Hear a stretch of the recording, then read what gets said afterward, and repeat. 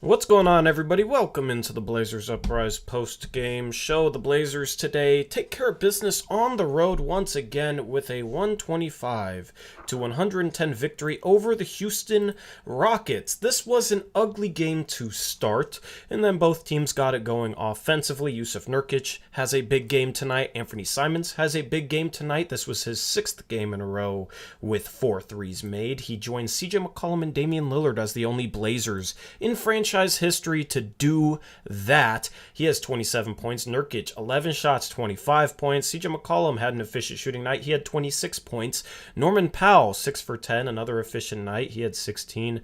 Rocco, 13. This was a game in which the Blazers played very well, offensively shot the ball well. The Houston Rockets were able to kind of get this close, but the Blazers were in control all the way. Eric, what's going on, man? Oh, not too much. Despite some of the sloppy play at times, I felt like it was a pretty entertaining game, and I felt like the Blazers were at least trying to play the right way. So it's good to see them get rewarded when they play that way.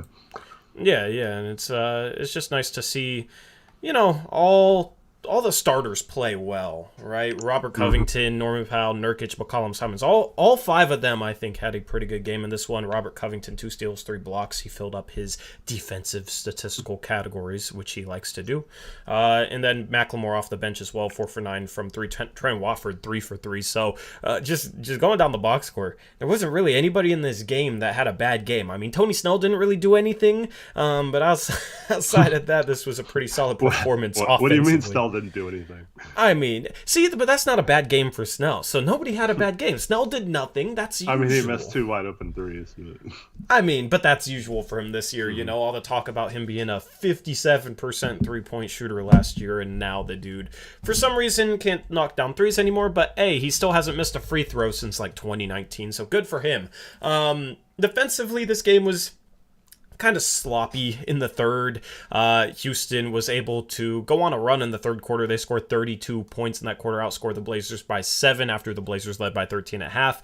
This looked at halftime like a game that Portland might be able to kind of pull away and maybe get some Greg Brown the third and even some Kelvin. I'm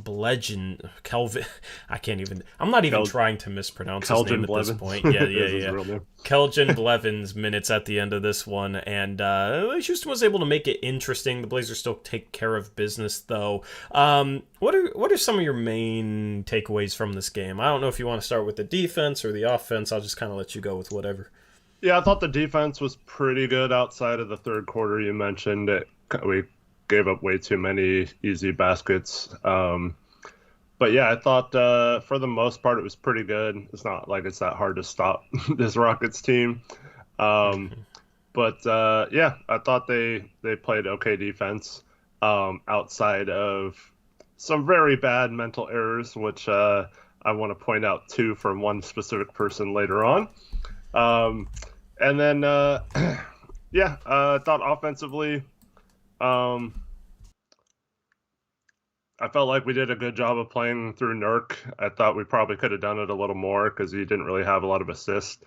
Outside of the 6 turnovers, Nurk's just turning the ball over way too much. But outside of that, I felt like our offense was pretty free flowing. We had numerous amount of possessions where we swung the ball for like 4 different times. 4 different people touched it as it went around the perimeter, leading to an open three. You love to see possessions like that, including multiple ones within the same game. So I thought that was encouraging. And I felt like for the most part, I mean, people are going to kill CJ for those. He had those 2 straight possessions, and then he had a couple more later in the quarter where he just flat out went ISO against a big man or against Garrison Matthews. But that's when he gets a mismatch like that, that's what the coach wants him to do. And so I felt like for the most part, the ISOs were all within the flow of the game. I mean, he didn't have to dribble so much, and if it wasn't there, he doesn't have to shoot it still. But like it's designed to give him an ISO in those situations. So I don't think it's necessarily him not playing team ball. And I felt like Norm played a pretty good game as well. The only times he made mistakes, I felt like he was trying to be kind of passive when he's not usually passive. So it was him trying to fit into the offense, I think, and that that's just going to take some time for him to get used to like changing his play style a little bit to fit in. But I felt like he was at least trying to make that effort. And he had a couple of good times where he directed people, especially Nurk, to go in the post on one play. And Nurk got the ball, kicked it out, and we swung it around the perimeter for an open three. So I felt like most of the players played the right way tonight that played in the game. Yeah, nice to see some good team basketball. The team had been a little bit clunky the past couple games for stretches. I felt like the flow was really, really good without Norm and CJ, but that was almost based off necessity, given the guys they had in the game. Once you get guys like Norm and CJ back, they're really good offensive players, so they're going to take some touches where they kind of just try and attack and score on their own and create on their own. It was nice to see a game, for the most part, where you had Norm, you had Ant, you had CJ, and the ball was just moving, things were flowing. It got Anthony Simons a wide open corner three, and we talk about how we need to get him higher quality shots because of how good a shooter he is. And he's gotten to the point where defenses respect him a lot now, so he's getting a lot of attention, some traps. So, if you're able to move the ball and get him an open corner three, I mean, that's a great possession. Even if he misses the shot, it's a great possession because of the caliber shooter he is, and he doesn't get many corner threes off a ball movement like that. So that was one of my favorite plays in this game. Yeah. And shout out to Jakob, old Jakob Hag. Good to see Jakob. What is that, Norwegian? Yes, yes, he's from Norway. My guy Jakob, yeah. 50 Norwegian cronies, is that what it is? Yeah, I think so, yeah. That's the one currency I remember. Snell is about as useful as a polar bear in the desert, yeah. Yeah, I don't know what he was. I'm going to look up what he was shooting going into this game because I'm very curious right now. He was shooting 31% from three going into this game. I don't know what happened. This is the biggest bummer from Nas not being there and Greg Brown seemingly not getting out of the doghouse right now, is that we have to see him back on the floor. We had finally gotten to the point where he was out of the rotation. I mean, he can serve a useful role, I guess, as like maybe for a good team, like with some spot minutes, but like he's just so out of place on the way this team's direction is right now. It's like pretty much useless to even give him minutes. I'd almost rather play Blevins over him at this point. And at least that'd be entertaining one way or the other. Yeah, for the memes, I guess. But like, I think like since he has a minimum contract, we can throw him into any trade basically. So I hope he's just like a throw-in for roster spot. Like if we get three players back from New Orleans, I hope we include like a Snell in there just to get an open roster spot. And so maybe we get a young player. I don't even care who it is, or if it's promoting Watford to the actual roster and signing another two-way guy from the G League or something, that like a Cameron McGriff that gets minutes at the wing or something, like at this point, I just want to see someone who has a chance to maybe get those minutes over him. But that's my only real critique of what's going on right now. But unfortunately, because of injuries, I mean, I understand why he's getting minutes, but like I hope he's a throw-in in a trade so we don't have to worry about it anymore. And if he's not a throw-in in the trade, and if we have a bad enough record, I mean, just cut him. Yeah. And hey, Tony, go win a championship. Another team will sign you. A championship team will sign you, and maybe they will. But I mean, if they haven't watched him this year, maybe they will. If they have watched him this year, that's a tough sell because he's been really, really rough. But yeah, appreciate it, Jakob. Thank you for the donation. Go ahead. The Blazers would have to get under the tax because we can't really afford to cut anyone right now and then add tax, which I'm assuming they do through trades. But he might be the type of player where if you cut him, someone would claim him off waivers, and then we'd be free of his contract. But I don't know if you could take that chance just by flat out cutting him and having the possibility that his salary is stuck on our books. Beaver says y'all hating Snell. I mean, yeah, Yeah, I haven't been on board the Snell train. I don't know how many people were truly on board the Snell train, but I haven't been on board the Snell train in a while. And Jakob just, and Jakob Stono brings up Tony Snell, so that's why we're talking Tony Snell so early in the stream. But we'll get to his player card. We'll see if it's another meme, just like it was last stream. But let's look at the team stats. Portland shoots the ball really, really well tonight. 57% from the field, 44% from 3, 80% from the free throw line. Houston gets there a lot more than Portland. They get there 11 more times. So that's why this game was a 15-point game at the end, despite Portland just absolutely blazing the nets and Houston only shooting 24%. What else jumps off this page to you, Eric?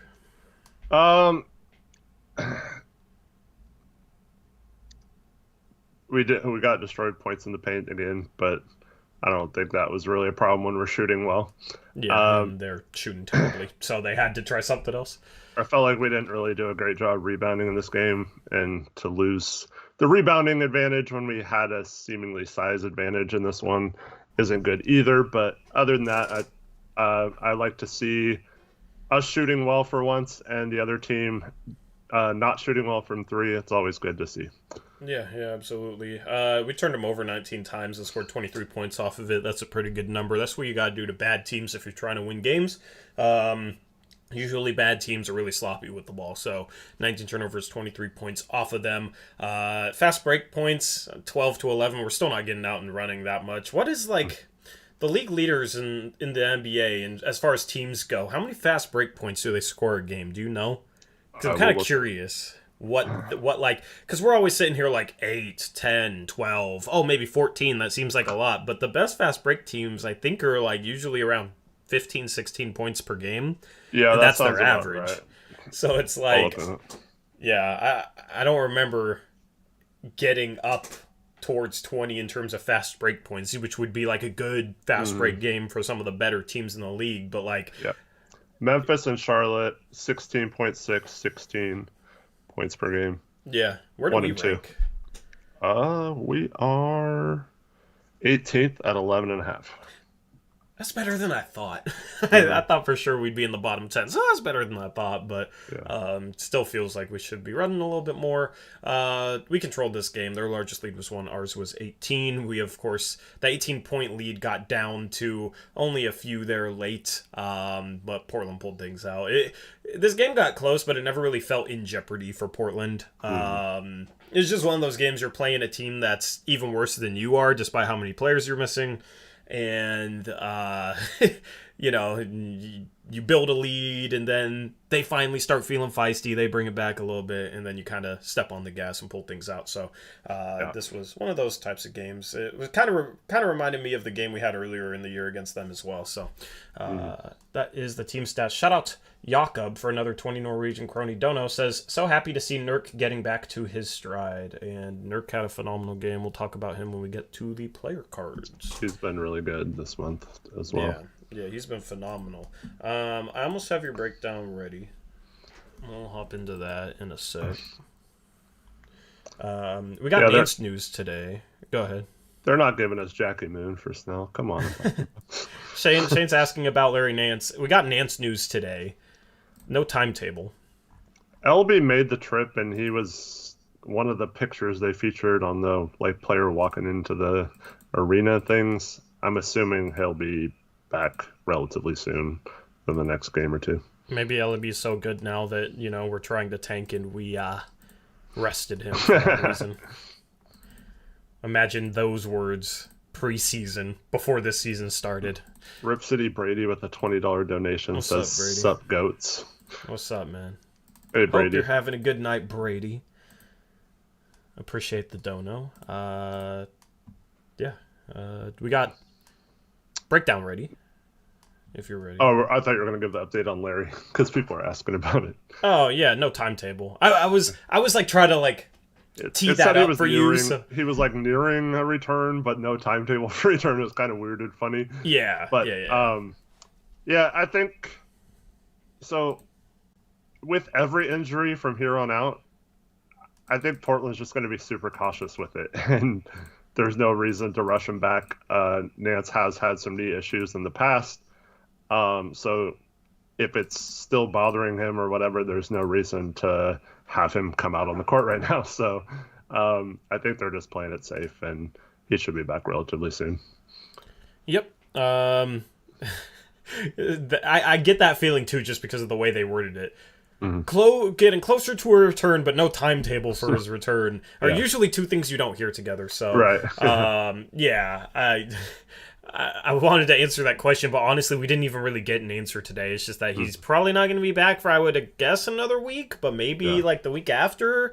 The thing is, the All-Star break is coming up, so at what point do they just kind of shut him down till the All-Star break? You know what I'm saying? Like, well, trade deadlines before the All-Star break. Yeah, too. well, yeah, that too. I don't think it means that he's getting traded or anything. I don't think this is one of those things, and people were speculating about that with Norman Powell, and then Norman Powell's back. So, I don't think it's necessarily that. He still could get traded. Absolutely could get traded. But I just wonder, like, if he remains on the team and he's still out around that time, like, why not just wait until the All-Star break for him and definitely make sure, you know what I mean? That could be something. Yeah. It could be a situation where he doesn't return until after the All-Star break. But, you know, I would assume if he's closing to a return that the latest he would come back is first game out of the All-Star break, which is, what, a week after the deadline? Yeah, I think it's... Well, I don't think it's that weekend. I think it's the weekend after. So that Friday, Saturday, Sunday. What would that be, like the 18th through the 21st, I think? Yeah, it would be like 9 days after, so a little bit more than a week. So I think we have 4 games in between the deadline and the All-Star break. I could be wrong, but yeah, we'll see on Nance. Just wanted to get that out of the way because I know that was reported today. With that being said, let's jump into your breakdown, Eric. You got 3 plays for us. You got a heavy dose of Brant's breakdown. So what do you got for play number 1? I've been slacking a little bit lately, so I thought I'd come strong this time. Let's get it. So yeah, we can go through this kind of fast, but I just want to illustrate why I get so frustrated with one Robert Covington, and I have 2 of my 3 breakdowns are examples of why he is really not that good of a defender, and he gets the counting stats, which we always talk about. But here he's guarding Christian Wood. There's going to be a screen, and he's going to switch on to Eric Gordon, right? And then in the second slide, Eric Gordon's going to pass over to, I think that's Jayshawn Tate, who Nurk's guarding. And Eric Gordon this year's, and throughout his tenure in the league, has been a pretty good 3-point shooter. So not someone you probably want to leave off. So Nurk is in front of Jayshawn Tate. There's no risk of Tate getting around Nurk, yet Rocco's sagging way off of Gordon, right? And just completely out of position, doesn't need to help, but he does, because he's probably hunting for a steal as Jayshawn Tate dribbles by. And then Jayshawn Tate's going to kick it out to Eric Gordon in the next slide. And Eric Gordon is going to throw a pump fake at Robert Covington. And instead of closing out properly, in the next slide, if we go to that one real quick, you see how far Robert Covington flies by Eric Gordon. And Eric Gordon just goes right around him. Covington proceeds to just stand there. And then this is a play where everyone will be like, oh, Nurk's rim protection sucks, right? Well, he's forced now to decide whether he needs to come out on Gordon and stay with Tate or whatever. And he doesn't play it very well, but he kind of stays in between both, hoping that Gordon passes it. And Gordon just dribbles in and lays it in over him because Nurk can't really guard 2 people at once. So this is just an example of Robert Covington being out of position and then failing to close out properly, which leads to a Aaron Gordon bucket because just him falling for a stupid pump fake. Yep, 2 of his cardinal sins, overhelping, then falling for a pump fake. What you got for play number 2? And then play number 2 is a positive one. Wanted to throw one of those in there. Cool. So it's just 3 slides, but we have Nurk getting the ball kind of in the high post area, which I love. He's going to look for Ant. Ant's not open because Jalen Green's out playing him tight. Simons is actually going to cut. And it's like, yes, thank you. Thank you, Simons. And you notice McLemore at the bottom of the screen is up near the free throw line extended there. And Ant's going to get the ball. He kind of catches it under the hoop, though, so he doesn't really have a shot. But you can see McLemore already going to the corner to give Simons a good angle to pass out of. And Simons is going to get caught under the hoop, and he just kicks it out to McLemore. Easy three, all because we played through the post and had a cutter. And Simons makes a good read and passes to a wide open shooter. And our hottest shooter is Ben McLemore. And for him to get this wide open threes is cash all day. Yep, and I made this point in the previous stream. When you're off the ball and you don't see your defender's eyes, that's when you move. I explained it in regards to cutting to the rim, but if you're Ben McLemore, you slide down to the corner because once this ball gets kicked back out to him, his defender is not ready to run to the corner. His defender thinks he's further up the court, so it gives him even a little bit more time. Not like he needed it, because know he can hit contested shots, and this is so wide open. But yeah, this is what you got to do, and this is just like good play out of Freelance, and it's basic basketball. But Anthony Simons is a sniper; they're going to play him tight, so back cut. All right, and then relocate on the perimeter, and if your guy is helping or whatever, kick out pass. You know what I mean? This is basic basketball. This isn't a set play or anything. This is just, good action and a couple smart passes that result in a wide open shot for a great shooter. Yep. Anyway, it's a good play. And what we got for play number 3? I am absolutely disgusted by this, Tori. I don't know if you caught this during the game, but we have a situation. I want you guys to see. No, keep the whole thing on there. Do you want me to slide it down or up? No, I just want to be able to see the time on the bottom, right? 5.8 seconds left, right? Mm-hmm. Look where Robert Covington is. He is the furthest guy back, right? Mm-hmm. So in this situation, just to give guys who don't know, in basketball, when a shot goes up, it's usually the point guard's responsibility to get back on defense, right? And that means when the shot goes up, you're usually going back at least towards half court, but you should never let someone get behind you. Mm-hmm. And in our case, we obviously have Dame and CJ drive a lot, so they're usually the ones shooting. So it's usually someone else's responsibility to get back, right? Yep. Closest non-shooter to half court line is the safety. Yep. So in this play, CJ is going to take a jumper with 5.8 seconds left. And as we go to the next slide, we see they inbound the ball with 4.1 seconds left, right? Mm-hmm. Should be a situation where it's just keep everyone in front of you, don't lose your guy, get back and just put a hand up if they shoot a half-court shot, whatever. But don't foul and don't let your guy get a wide open shot. Pretty basic strategy, right? Yep. So, I don't know who this is catching the ball, but he's going to throw the ball all the way down the court. And notice where Robert Covington is on this next slide. He didn't get back on defense, so his guy, Kenyon Martin Jr., I think it was, beats him all the way down the court. So not only is he not behind the furthest guy back, but he just lazily goes back down the court, lets his guy run right by him, they throw it up to him, and he gets a dunk with 1 second left in the third quarter. So we give up a basket. After scoring a basket with 4.1 seconds left in the quarter, we give up a wide open freaking dunk because this guy's freaking lazy and doesn't get back on defense. Just drives me freaking crazy. Yeah. I mean, let's look at where Kenyon Martin is right now in relative to Robert Covington. Robert Covington has a good 15 feet on him. And Broka's already backpedaling in this situation, so there's no excuse. Yeah, I don't understand. It doesn't make sense how that's the result there. That's good low IQ, low energy type crap, and that's why our defense sucks, because we have a guy who should be better than this making these stupid mistakes. And I don't know if Chauncey just missed this or what. I know he doesn't really have any choices right now. We talked about Snell as his other option. But, this is the kind of crap we've talked about all year. This is an automatic benching to me if I see this and I'm the coach.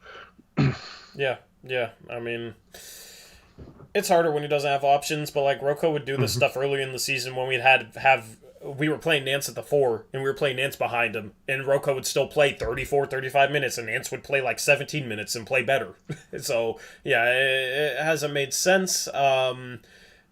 Yeah, I mean, I wouldn't have mind benching him either. You're playing the Houston Rockets. You should still be able to take care of business against them. They're horrible. At that point, Greg Brown, get some run, man. You get some minutes, or Trent Watford, play some power forward, like do something, because Mhm. you can't let this fly. This team needs a better culture in terms of holding guys accountable, giving effort on defense, basic things like that we've struggled with the past couple of years. And to establish a culture like that, you cannot let this stuff fly. I hope Chauncey at the very least got on him in the Mhm. quarter break. That And at the very least that's what he needed to do.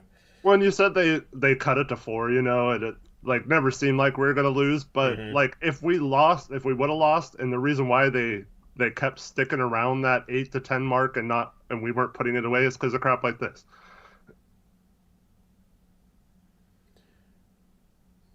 Hello. You there? Yeah. Did you had to mute? I didn't mute. Oh, I don't know. I don't know if I had a little lag. I don't know. Anybody that was in the stream, my stream, the last post game stream lagged out at the very end, so I just like thought that might have happened again. Thankfully, I can hear you though, so we're Yeah. good. I don't know. Nice. Go, keep going. Whatever you're saying.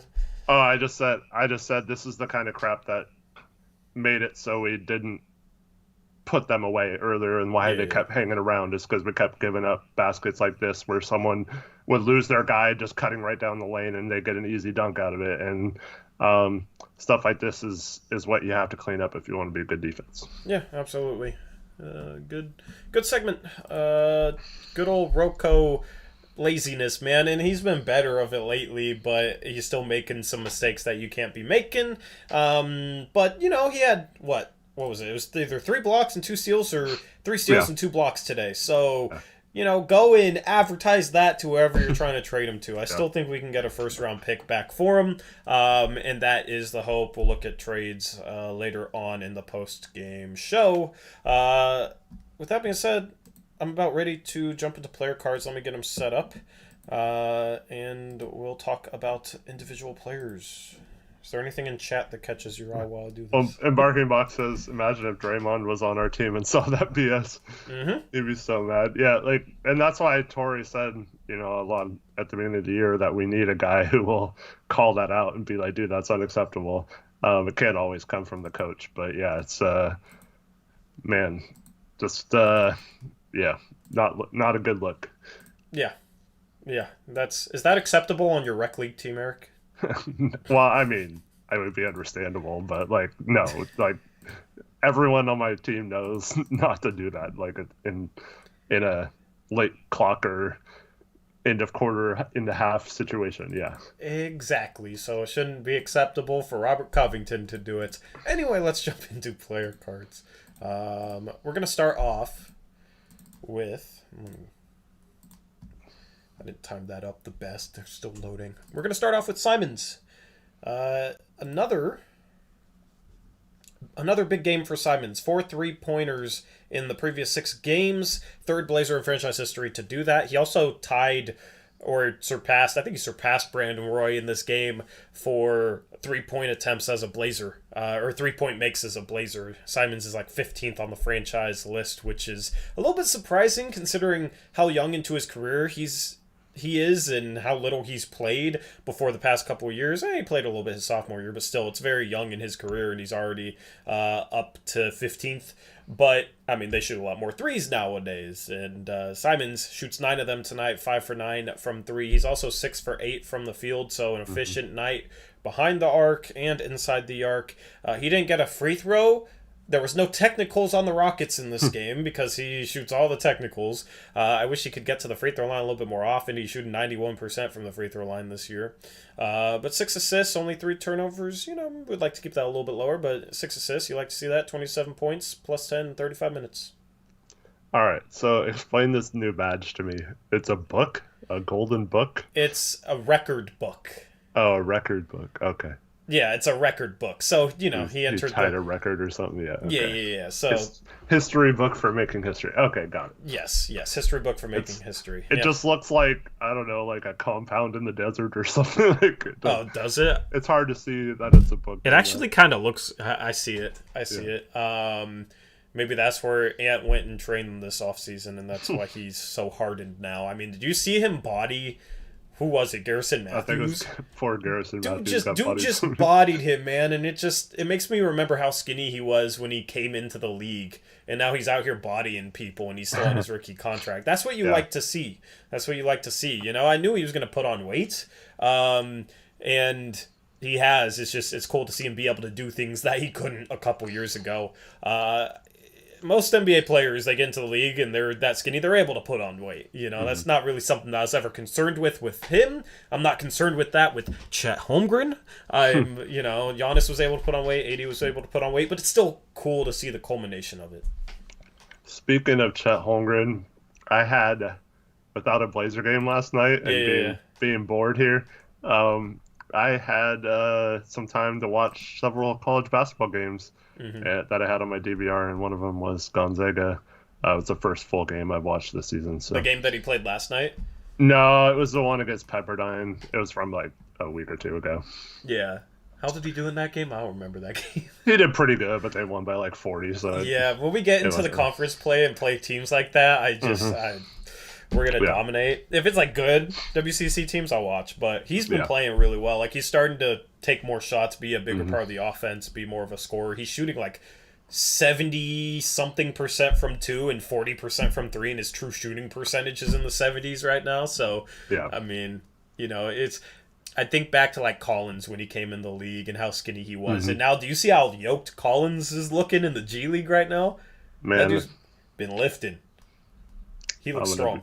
I'm gonna be sad soon because he's gonna come up and play well for the Spurs, and I'm gonna he's gonna be exactly what we've been missing these last 3 years, and yeah, and then it's gonna be screw Olshey for drafting him, and then screw Olshey for getting rid of him. It's gonna be both of those somehow. So yeah, I mean he's been playing really well in the G League and looking strong, looking kind of like his old self, just a more beastlier version of him. So. We play San Antonio, I think, twice later on in the year when he should. I think we played him 3 times, or 3 times, yeah. That 1-11 game stretch we have against like the Rockets, Spurs, Pelicans, Pacers, and Pistons. 3 games of those are against the Spurs. So. Yeah, I'll just read that off because that stretch is insane. Yeah, it goes like starting on March 20th: Indiana, Detroit, San Antonio, Houston twice, OKC, New Orleans, San Antonio twice, OKC, New Orleans. That's the stretch there. And see, I watch a game like this, man, and we are missing numerous guys, and we still win this game by 15. And after Nasir went down with that injury, I said, you know what, I'm embracing the tank more than I ever have. Because if the dude's out for the year, I mean, we already had Dame's situation. It's tough, and where the trade deadline's approaching, we're in sell mode. Sounds like we might have a landing spot for CJ McCollum. We'll talk about that later. I'm embracing the tank, and then we play Houston and just dominate them and start screwing around, let them get close, and then we dominate them. You know what I mean? And it's like we got that 11-game stretch that I just listed off. I don't see how we're gonna lose. I don't see how we're gonna lose more than 2 games in that stretch, Eric. Yeah, I mean, we're the Blazers, so we'll lose probably 3, but still 8-3 during that stretch is against the teams that we're playing. I guess you got to hope that San Antonio and New Orleans make some good moves, CJ McCollum, at the deadline, and are better than they are right now. Yeah, Trevin, that is absolutely not the destination. We'll talk about it later on, but let's move on. Speaking of CJ McCollum. What's the percentage, Eric? 69.8%. This is becoming a guessing game. Is that his free throw percentage now? I'm guessing he was 2 for 3 from the free throw line tonight. Probably is because he's right around 70. Yeah, that would be my bet. 26 points, 5 assists, efficient from 3. 4 for 9, efficient from 2. He was 6 for 11. Only a 1 turnover with his 5 assists. I mean, this was a pretty flawless CJ McCollum game.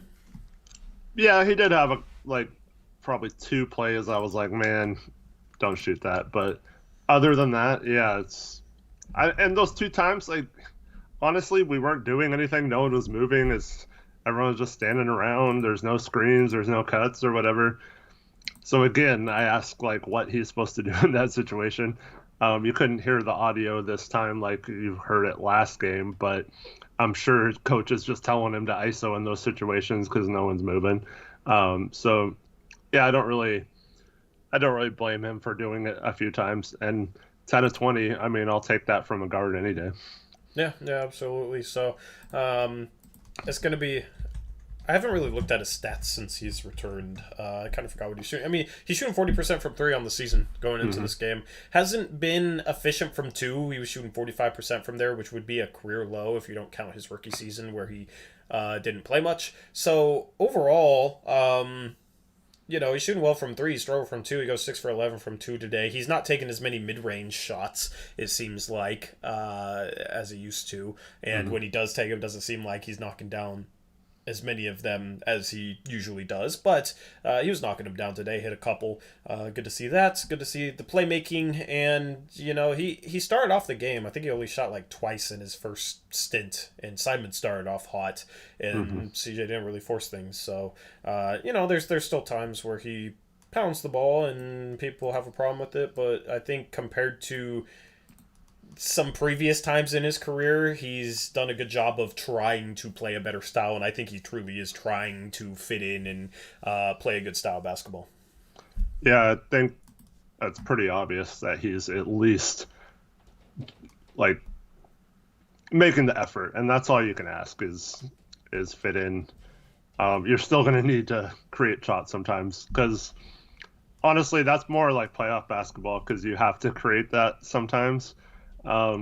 Especially if no one's moving, but I'm not going to blame him for doing it a few times a game, even if you have to revert back to your old style sometimes, as long as you're making an effort for the most part. And I feel like he is, so I'm not going to be too critical on him.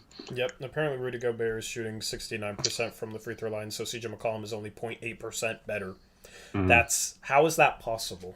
Rudy Gobert and CJ McCollum are equal free throw shooters. I don't understand it. That's the one thing. It's got to be a mental thing, yeah. Yeah, Aeromancer says if there's one thing a career-size CJ for, it's his free throw percentage, and I agree with that. I don't understand. It's not like he gets to the line anyway, so I guess it doesn't matter that much, but, I mean, just imagine if he knew how to get to the line and knock down free throws. Imagine how lethal he would be as a scorer, because he's already pretty lethal. So, just one thing he's never really figured out, unfortunately. Yeah. Let's move on to... We had 3 players score at least 25 points in this game. Nurkic was the third one. He had 25 points on 11 shots, 8 for 11 from the field, 13 rebounds. He had a steal, he had a block. He was 9 for 11 from the free throw line, which is good. CJ McCollum could only dream of going 9 for 11 from the free throw line because of the efficiency from the line and also the amount of attempts. He did have 6 turnovers with no assists. That's kind of the one bad mark on this game for him, but otherwise a pretty good game from Yusuf Nurkic. Yeah, I think at least 2 of his turnovers were illegal screens. So those were 2 of the fouls. So you gotta find a way to not get called for him at least. Pull a Golden State Warriors and do it a little more slyly, I guess. Would have liked to seen him a little more involved at the times when we were stagnant a little bit in this game, but I felt like for the most part, when the Rockets made some of their runs, it seemed like it was when Nurk went to the bench, and I just felt like he did a really nice job in this game of taking his time, not really forcing a lot of shots, but also going up strong. Had a nice dunk too, and one. Real efficient and good game from Nurk, I thought. Yeah, absolutely. Let's move on and talk about Norm. 16 points, 5 rebounds, 2 assists, 3 steals, 6 for 10 from the field, 1 for 3 from 3. He attacked the rim 3 for 7, or not 3, 5 for 7 inside the arc, so efficient night from him there. 3 for 4 from the free throw line. Played 39 minutes tonight. Quite a bit to beat Houston by 15.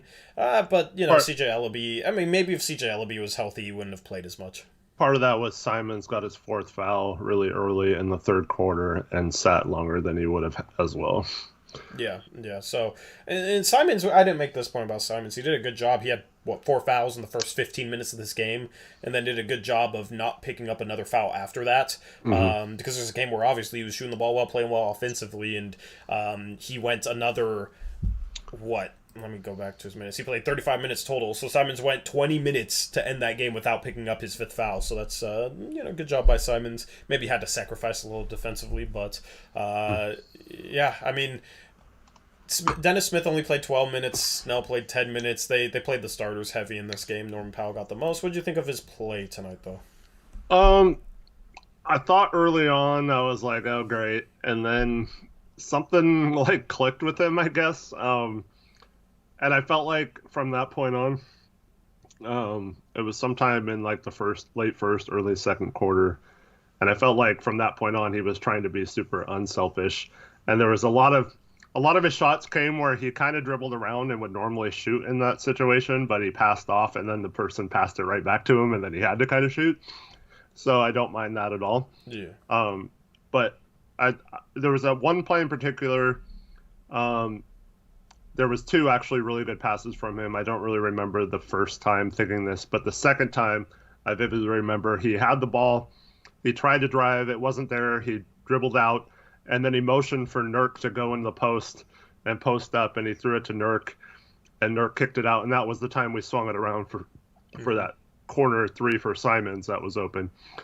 So I thought that was a really good, hopefully, evolution in his game to be more of a passer into the post, because we haven't really seen him do that much when he has the ball. It's usually dribble handoffs or him attacking the rim or shooting a 3. I don't really see him with the post entry passes very often. So hopefully that's something that he's being told to do and that he's making an effort to do so. Yeah. It was good to see him have an efficient night. 3 steals as well. Always looks good on the stat sheet. Robert Covington would agree. He had 2 steals today, 3 blocks, 5 boards, and shot well from the 3-point line, and 1 for 2 inside the arc. Got a couple free throws. He's been shooting more free throws lately. Pretty good game from him statistically. Still, some ridiculous defensive mistakes from him, as you showcased in your breakdown, but statistically, this game looks nice on the box score. Yeah, I thought overall, outside of when he gets lost on defense and stuff, I think he played pretty well tonight. I was a little worried at the beginning because his first 2 threes just looked terrible. He was wide open and it looked like he was about to sail it. It barely grazed the rim, and then the second one was off the side of the backboard. It wasn't looking good, but he kind of got it together. I was joking that we should probably bring back the Sir Robert Brickington nickname, but he got it back together. Sir Robert Brickington. Yeah, that's a blast from the past. I'm kind of curious what his steals and blocks numbers are going to be around the trade deadline, because he keeps having these games where he's racking them up, and he's a little quiet in that regard.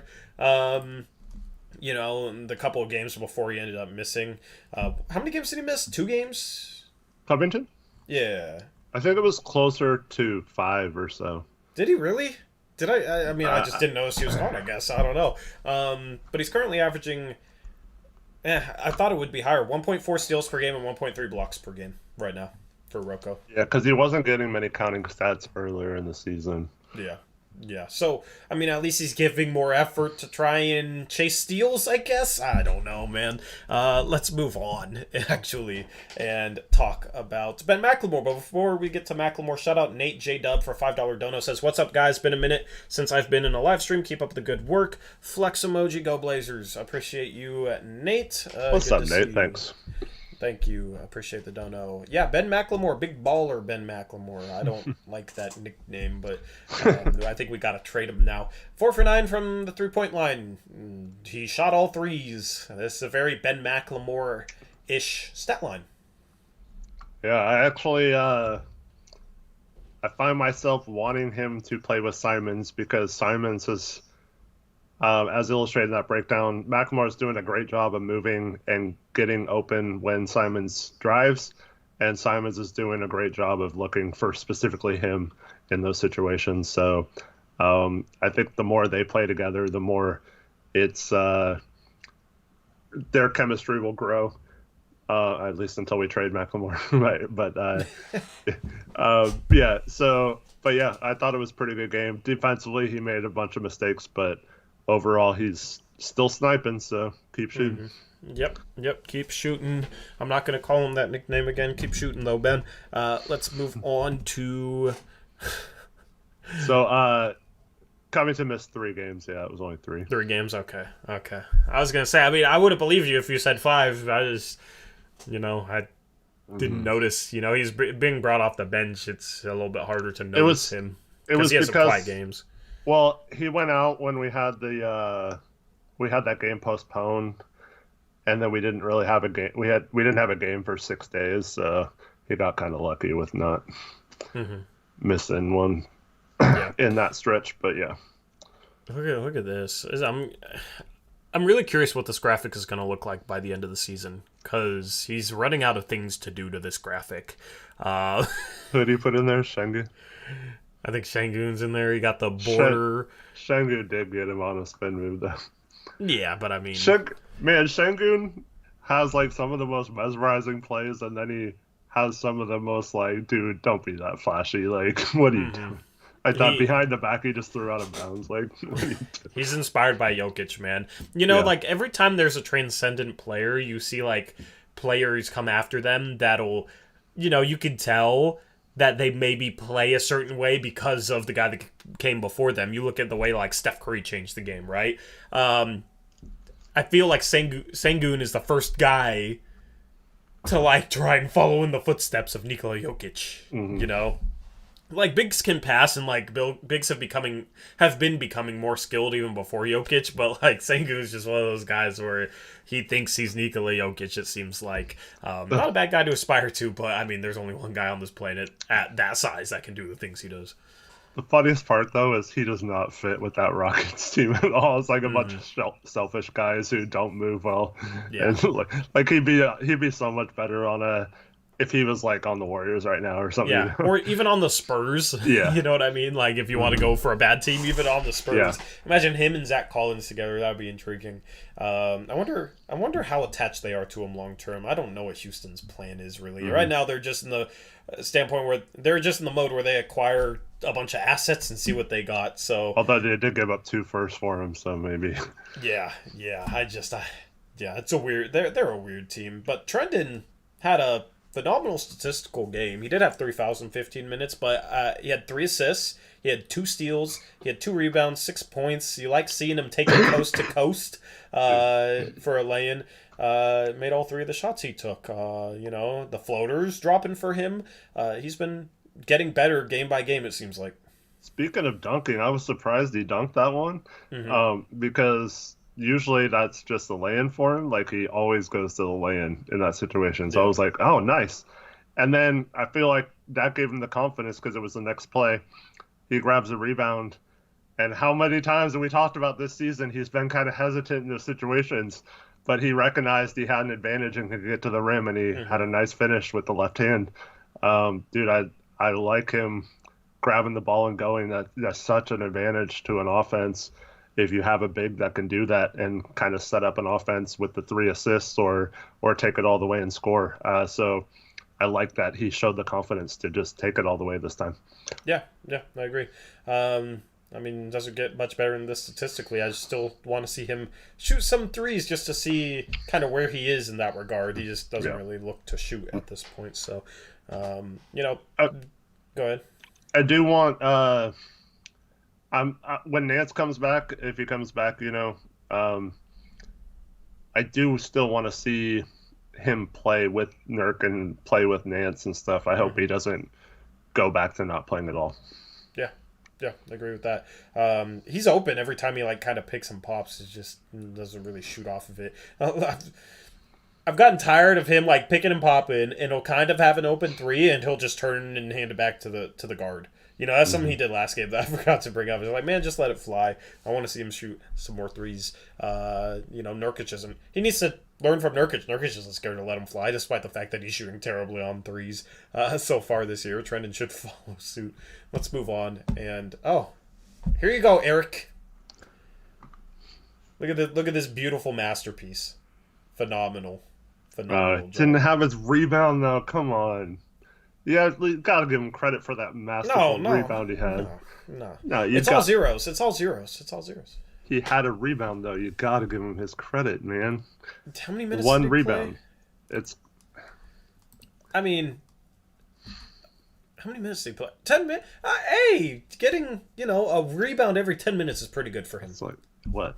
Almost 3.5 per 36. Nice. Well, yeah, 3.6 rebounds per 36 for Snell. Good job, Tony. Way to contribute to the win. Anyway, that wraps up the player cards. So real quick before we get to the space, because every time we talk about trading McLemore, this gets brought up. So I had an idea, but let me just really quickly explain this real quick. Mm-hmm. So with McLemore, he's on a minimum contract, and we do not have the rights to sign him for any more than the minimum. So if we keep him, and you want to keep him past this year, we likely have to use part of our mid-level exception, which we're projected to possibly have the full mid-level exception next year, which means we'd have to use part of it to re-sign McLemore, and then we might not be able to go after the best possible free agent. Yeah, or the biannual exception we could use on it too. We could use that, but I don't know. Depending on how trades work out, I don't know if we'll have enough money and that kind of stuff. So yeah. So that's the only reason why it's a little tricky. It's a little tricky to re-sign him past this year. So we're not saying that we don't want to keep him past this year. It's just a little tricky. And also he's showing that he might have value, but yeah, it's nothing against McLemore. Of course, I'd love to have a 40% 3-point shooter on a minimum contract at all times off the bench. Yeah. I just don't know if he's going to be in our price range to re-sign. And I did have an idea though. If we make a bunch of trades and we keep McLemore and we're far enough under the tax, I don't know, like this is obviously take Jody to do this. Yeah. But you could cut him. We still have our tax mid-level this year, which is depreciating each day, but you could sign him to maybe like a 2-year, $6 million contract or something. And then you're actually able to cut and then re-sign guys like that? Well, someone might claim off waivers, which would throw a wrench in it, but yeah. Which actually would be likely. It would be likely, yeah. So we'd have to, I don't know how we'd work it out, but I was just thinking if there was a way we could possibly give him like an extension or something using our tax. It might not be possible, but I just thought maybe that would be a way to use something we're not using this year and benefit us in future years. But yeah. Yeah, I've never even thought about that as an idea. That's interesting. So, yeah, I feel like McLemore still might be like a minimum guy even after this year. Like everybody knew he could shoot, right? Yeah. And he had some good shooting years in the past and still signed for a minimum. So well, he didn't really shoot great last year though. I think but the year before that he shot 40%. He kind of had a season like this, and then last year he was on a minimum, correct? I think he's been on a minimum for a couple of years now. Yeah. Yeah. So I don't think it's necessarily a case where he gets more, but it's possible. I mean, Bryn Forbes didn't Bryn Forbes got more, and he's kind of like the same exact player. So it'll be interesting to see. But our Twitter space is now live, so jump in and talk to us if you want. Give us your questions, state your opinions, all that good stuff. You know how it goes if you've caught a post-game show in the past month. If you haven't, then where you been? This is new to you.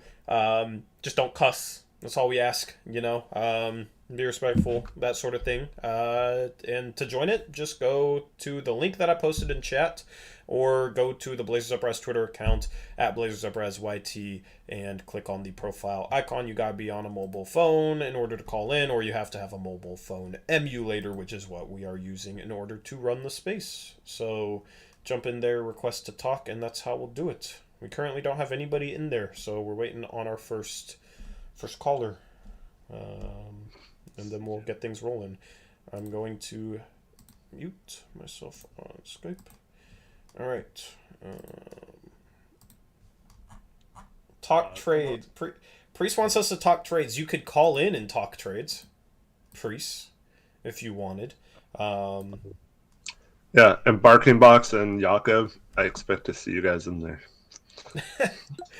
I'll take a chat question until we get someone. But They actually caught a live stream for once. So good. Yeah, come on. Yeah, man, I got some OGs. Back.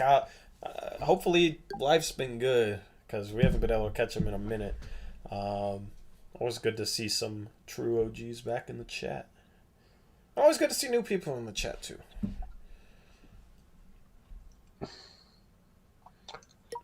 I guess no one has any questions tonight.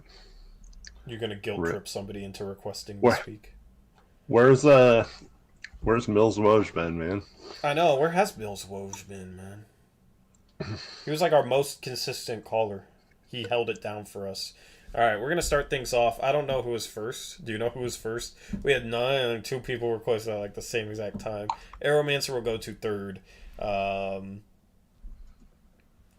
Let's just start with Rahi. I think Rahi was first.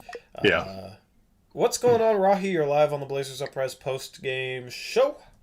What's up, Rahi? Hey, what's up? Not much. Not much. How you doing? So just I was kind of looking, and supposedly Memphis is interested in Rocco. I know that you talked about it a bit in your trade video, but you think they would think about anything like sending a Brandon Clark over maybe as part of the deal, or is that asking too much? Yeah, honestly, putting Memphis in that video was just a shot in the dark. I didn't even know that they were actually legitimately linked to him or anything. That was just kind of a shot in the dark. There is a team he could make sense on. That was the first time I actually thought about potential Memphis packages. For whatever reason, I haven't really thought about Memphis as a destination because they don't need a CJ, they don't need a Norman Powell. Rocco kind of makes the most sense for them, or maybe they'd be interested in Nance. I don't know if they'd give up Brandon Clark though. Brandon Clark's been pretty solid for them. Eric, what are your thoughts? Because I've given my thoughts on Memphis as a potential destination in that video, that Rocco video that I dropped, and I'm curious to hear what you think about it. Yeah, if you could get a Brandon Clark, I think that's pretty fair value. I don't think you'd get a pick too. That's probably just Clark and filler. Actually, they might be. They're one of those teams I don't think that used up all their cap space. Let me take a look. But yeah, what in the world? Is that Eric's? Is that Eric's mic or is that on my end? I think that's Eric's. Eric, I don't know what happened to your mic, man. We're going back through some technical difficulties. I'll check that, and then hopefully your mic is good. Or you can check that, and then hopefully your mic is good. All of a sudden, yeah. I don't even know. That doesn't sound like anything it sounded like before, though. Memphis is just a weird team because they got some front court players. Xavier Tillman's kind of fallen out of favor a little bit, and he had a good rookie season last year. Eric, try again. Once you get reconnected, try again. Beaver says, try to slap the mic.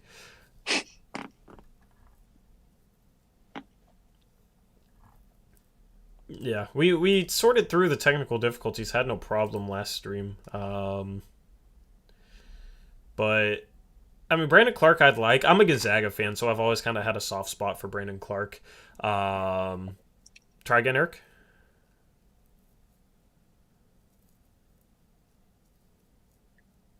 Can't hear him. That's unfortunate. He's muted right now. Oh, he is muted. All right, try and unmute and go, Eric. Hello. Yeah, we can hear you. Cool. Okay. Okay. What were you saying? You mentioned Culver in your video. I mean, that's probably going to be how they have to get there.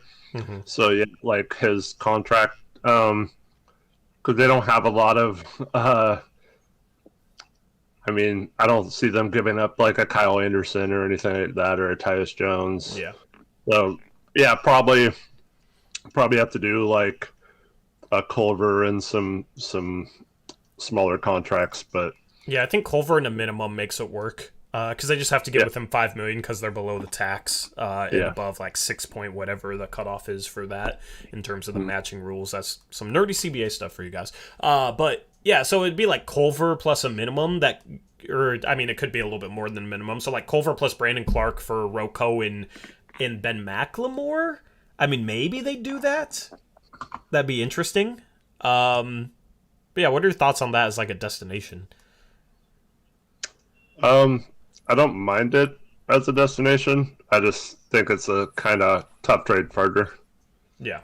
Yeah.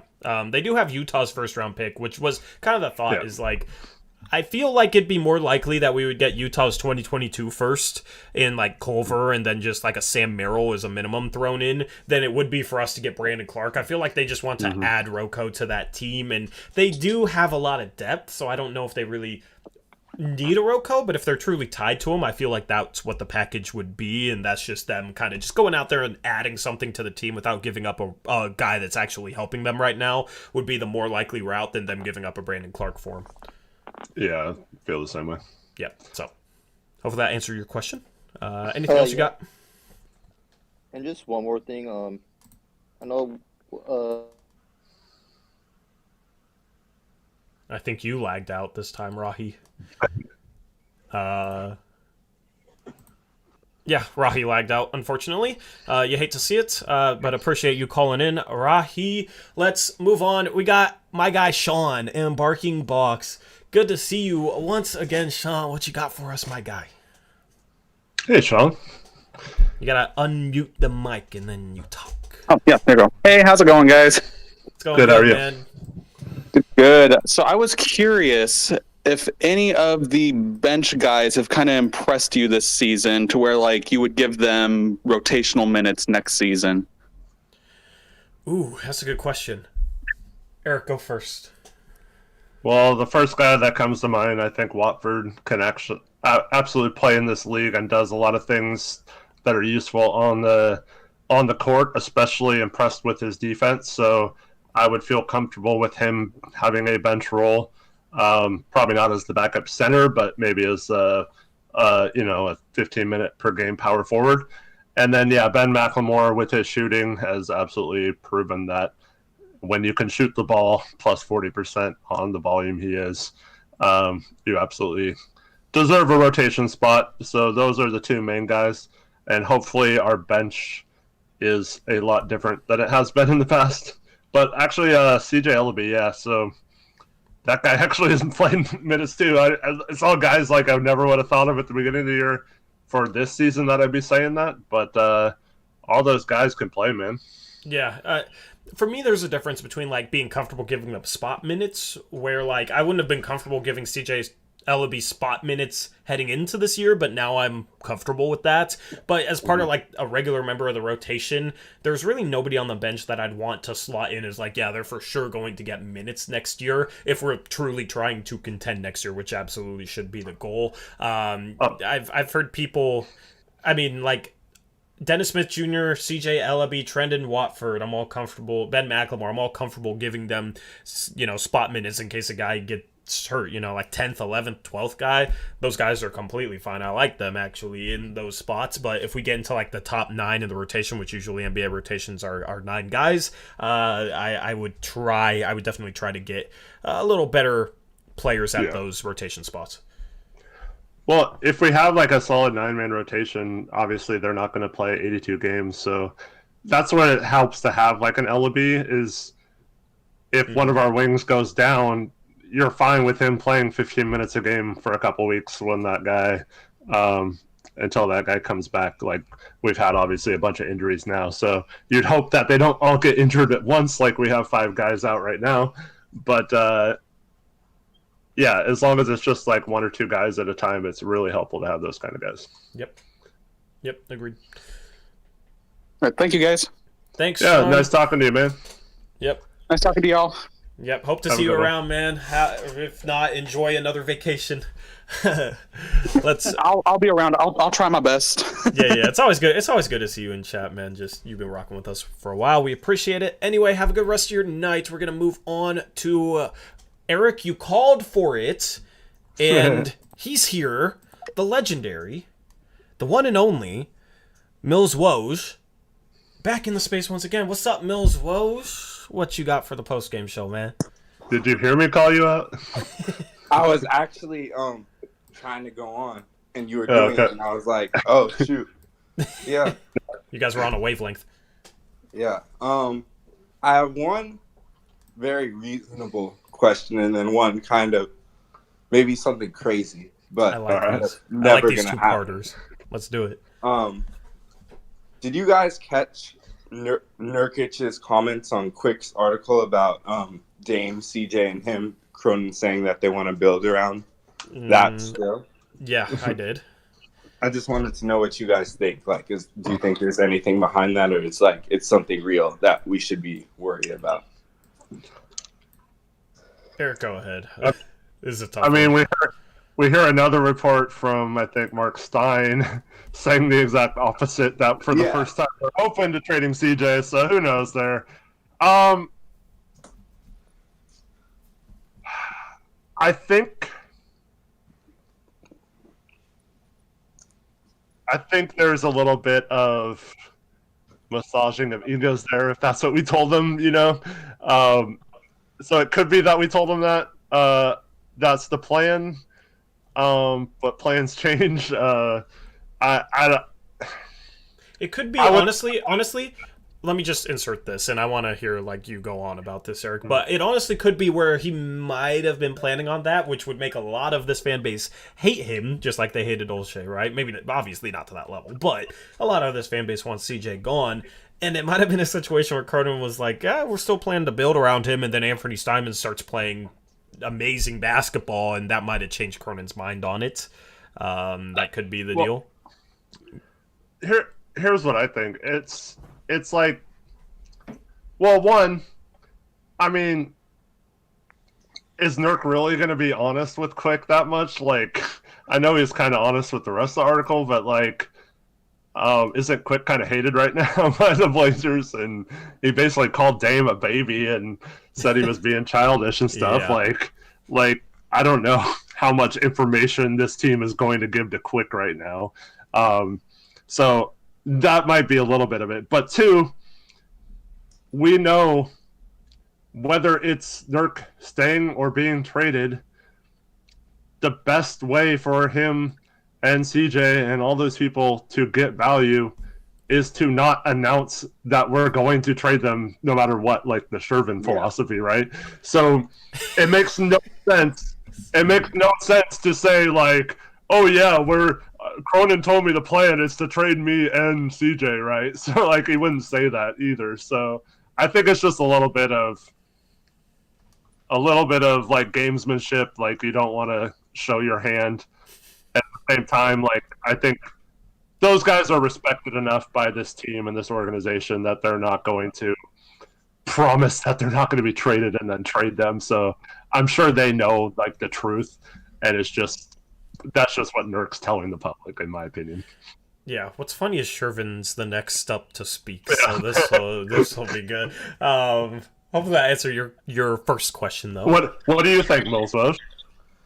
I think I don't want Nurk to actually think that, and then at the deadline get traded and be sort of upset, because I can kind of see that happening. I think because he doesn't seem obviously he knows that it's a business and everything, but he doesn't seem like someone who says BS to anyone. He especially in interviews and everything. So Well, it's sort of worrying, but Yeah, my biggest takeaway from that article is that I think I already felt like we had a decent shot to resign him, but now it's like I think honestly I'm not even really focused on trading him anymore because I think we'll be able to resign him, and if we keep him, we're gonna resign him.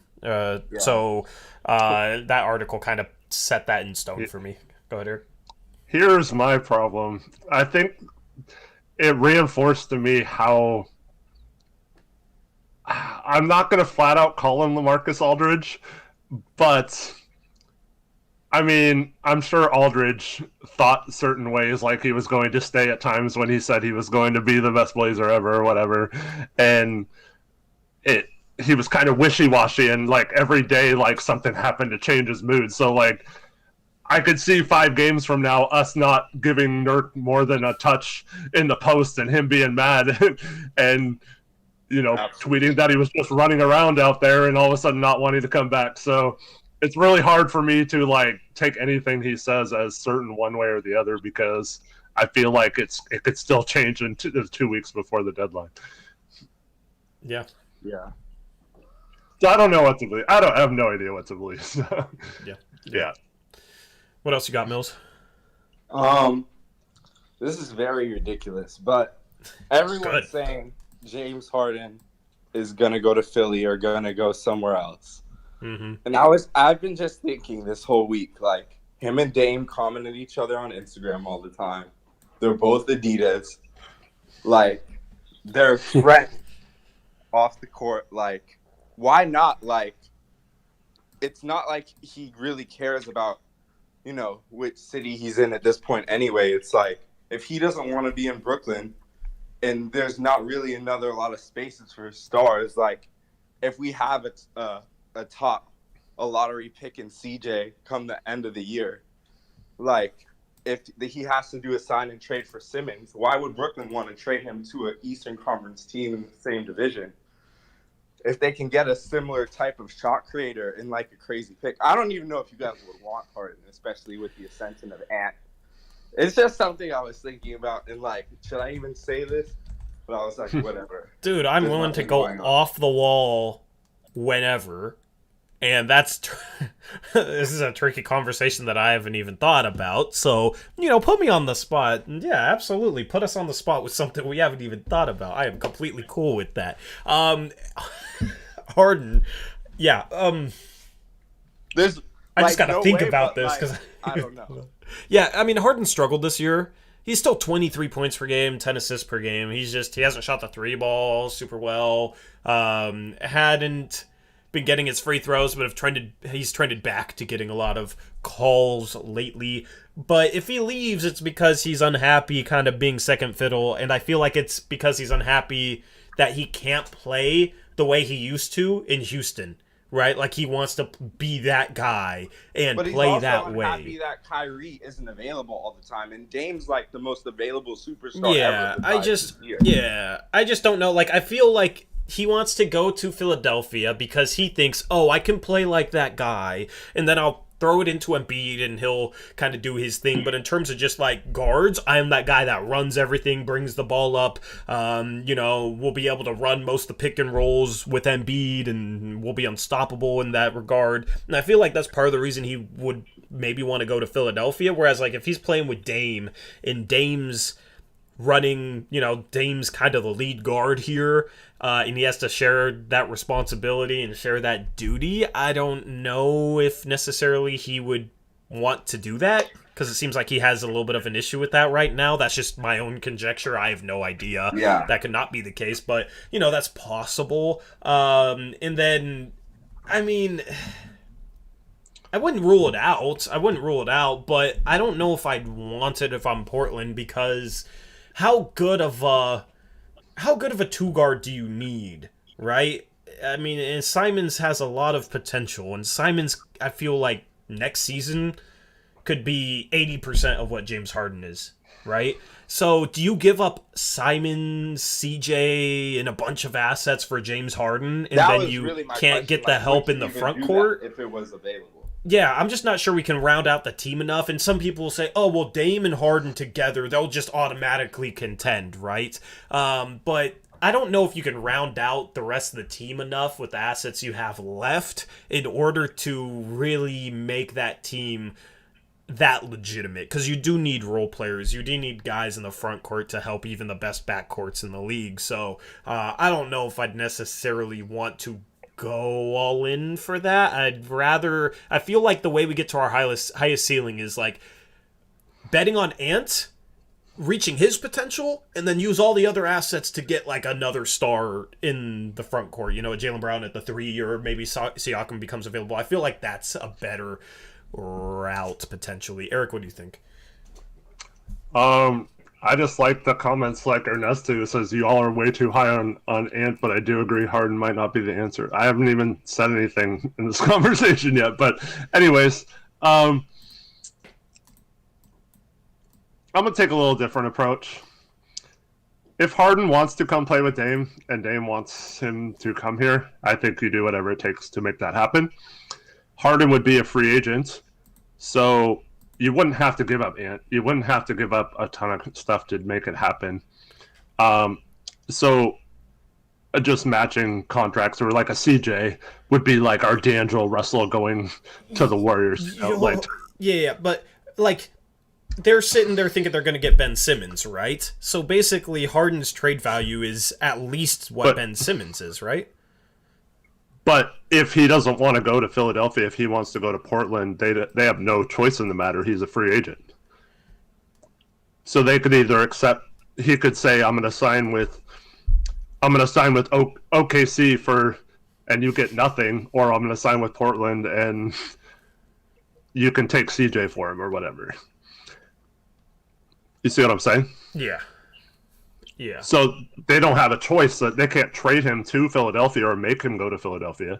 I'm just saying, in the event he comes out and says, I want to be in Portland, I want to sign with the Blazers, and we could, trade a CJ or do something like that to make it happen, I would do it, just because, one, he's by far better than any player we could ever get in any other situation, even if he's a shooting guard. And two, obviously Dame would want that to happen if it was possible. So I think you can do a little bit there. He's big enough to sometimes play the 3. I don't think he's as bad defensively as a lot of people think he is. He's okay in that regard, so I don't think that's a super big issue. You would have to fill out the roster around there, but that's why I love the idea of going young and getting a lot of pieces now, because then you have guys like Nas. You have guys, maybe you get a Trey Murphy in a trade, or a Rui Hachimura, which I want to talk about later, like guys who could be those pieces that step up and be guys around them, and we don't really have to make a lot of moves to build around that. But yeah, I think if it's available, you go for it. I wouldn't plan on it happening. I'd be very surprised if that was ever the case, in which case I would just kind of not even plan on it, because I don't think it's going to be possible. Here's the issue though, right? Like, my trade value comment was more like if you were to try and get him at this year's trade deadline, right? Yeah. Because like if you're Brooklyn, you're probably not going to know for sure exactly where he's going to go. He's probably not going to tell you. I mean, maybe he does. I don't know. Like, it's a tricky situation. It's a tricky situation at the deadline. It's a situation where it'd probably have to happen this summer. And in that regard, if we trade CJ at the deadline, how do we make a James Harden sign and trade happen this summer? How do we go about doing that? So when it's going to be interesting, because we got Shervin on next, and we tried to explain to him this last stream with another example. I forget what the example was, but if your goal is to try and get James Harden, and he's probably not getting traded at this deadline, I don't think there's any way Brooklyn trades him at this deadline, then that's why it would make sense to not trade CJ at this deadline. That's why it makes sense to hold on to CJ until the offseason. That would be a positive for not just selling him for an expiring contract or whatever you can get for him at the deadline. Because if you don't get a good package in return for him, and then Anthony Simons is a free agent, so it's not really easy to trade him, like that's not really an option or a realistic option. What are you going to trade to match James Harden's $40 million of incoming salary or whatever the max contract is for him this offseason? And are you giving up enough where it's actually worthwhile for Brooklyn to go out there and do that instead of just saying, oh, you know what, we're going to let him walk anyway since he wants to leave and we don't want to take back a bunch of salary when we're deep into the tax right now. So that's a situation where you need CJ McCollum, a player of his caliber, to not only match James Harden's contract, but also to get Brooklyn in on a sign and trade this offseason. Does that make sense? Oh yeah. It's never gonna happen. But I just thought it would be exciting to throw out there. And if he really gets unhappy, like, why would Brooklyn trade him to Philly?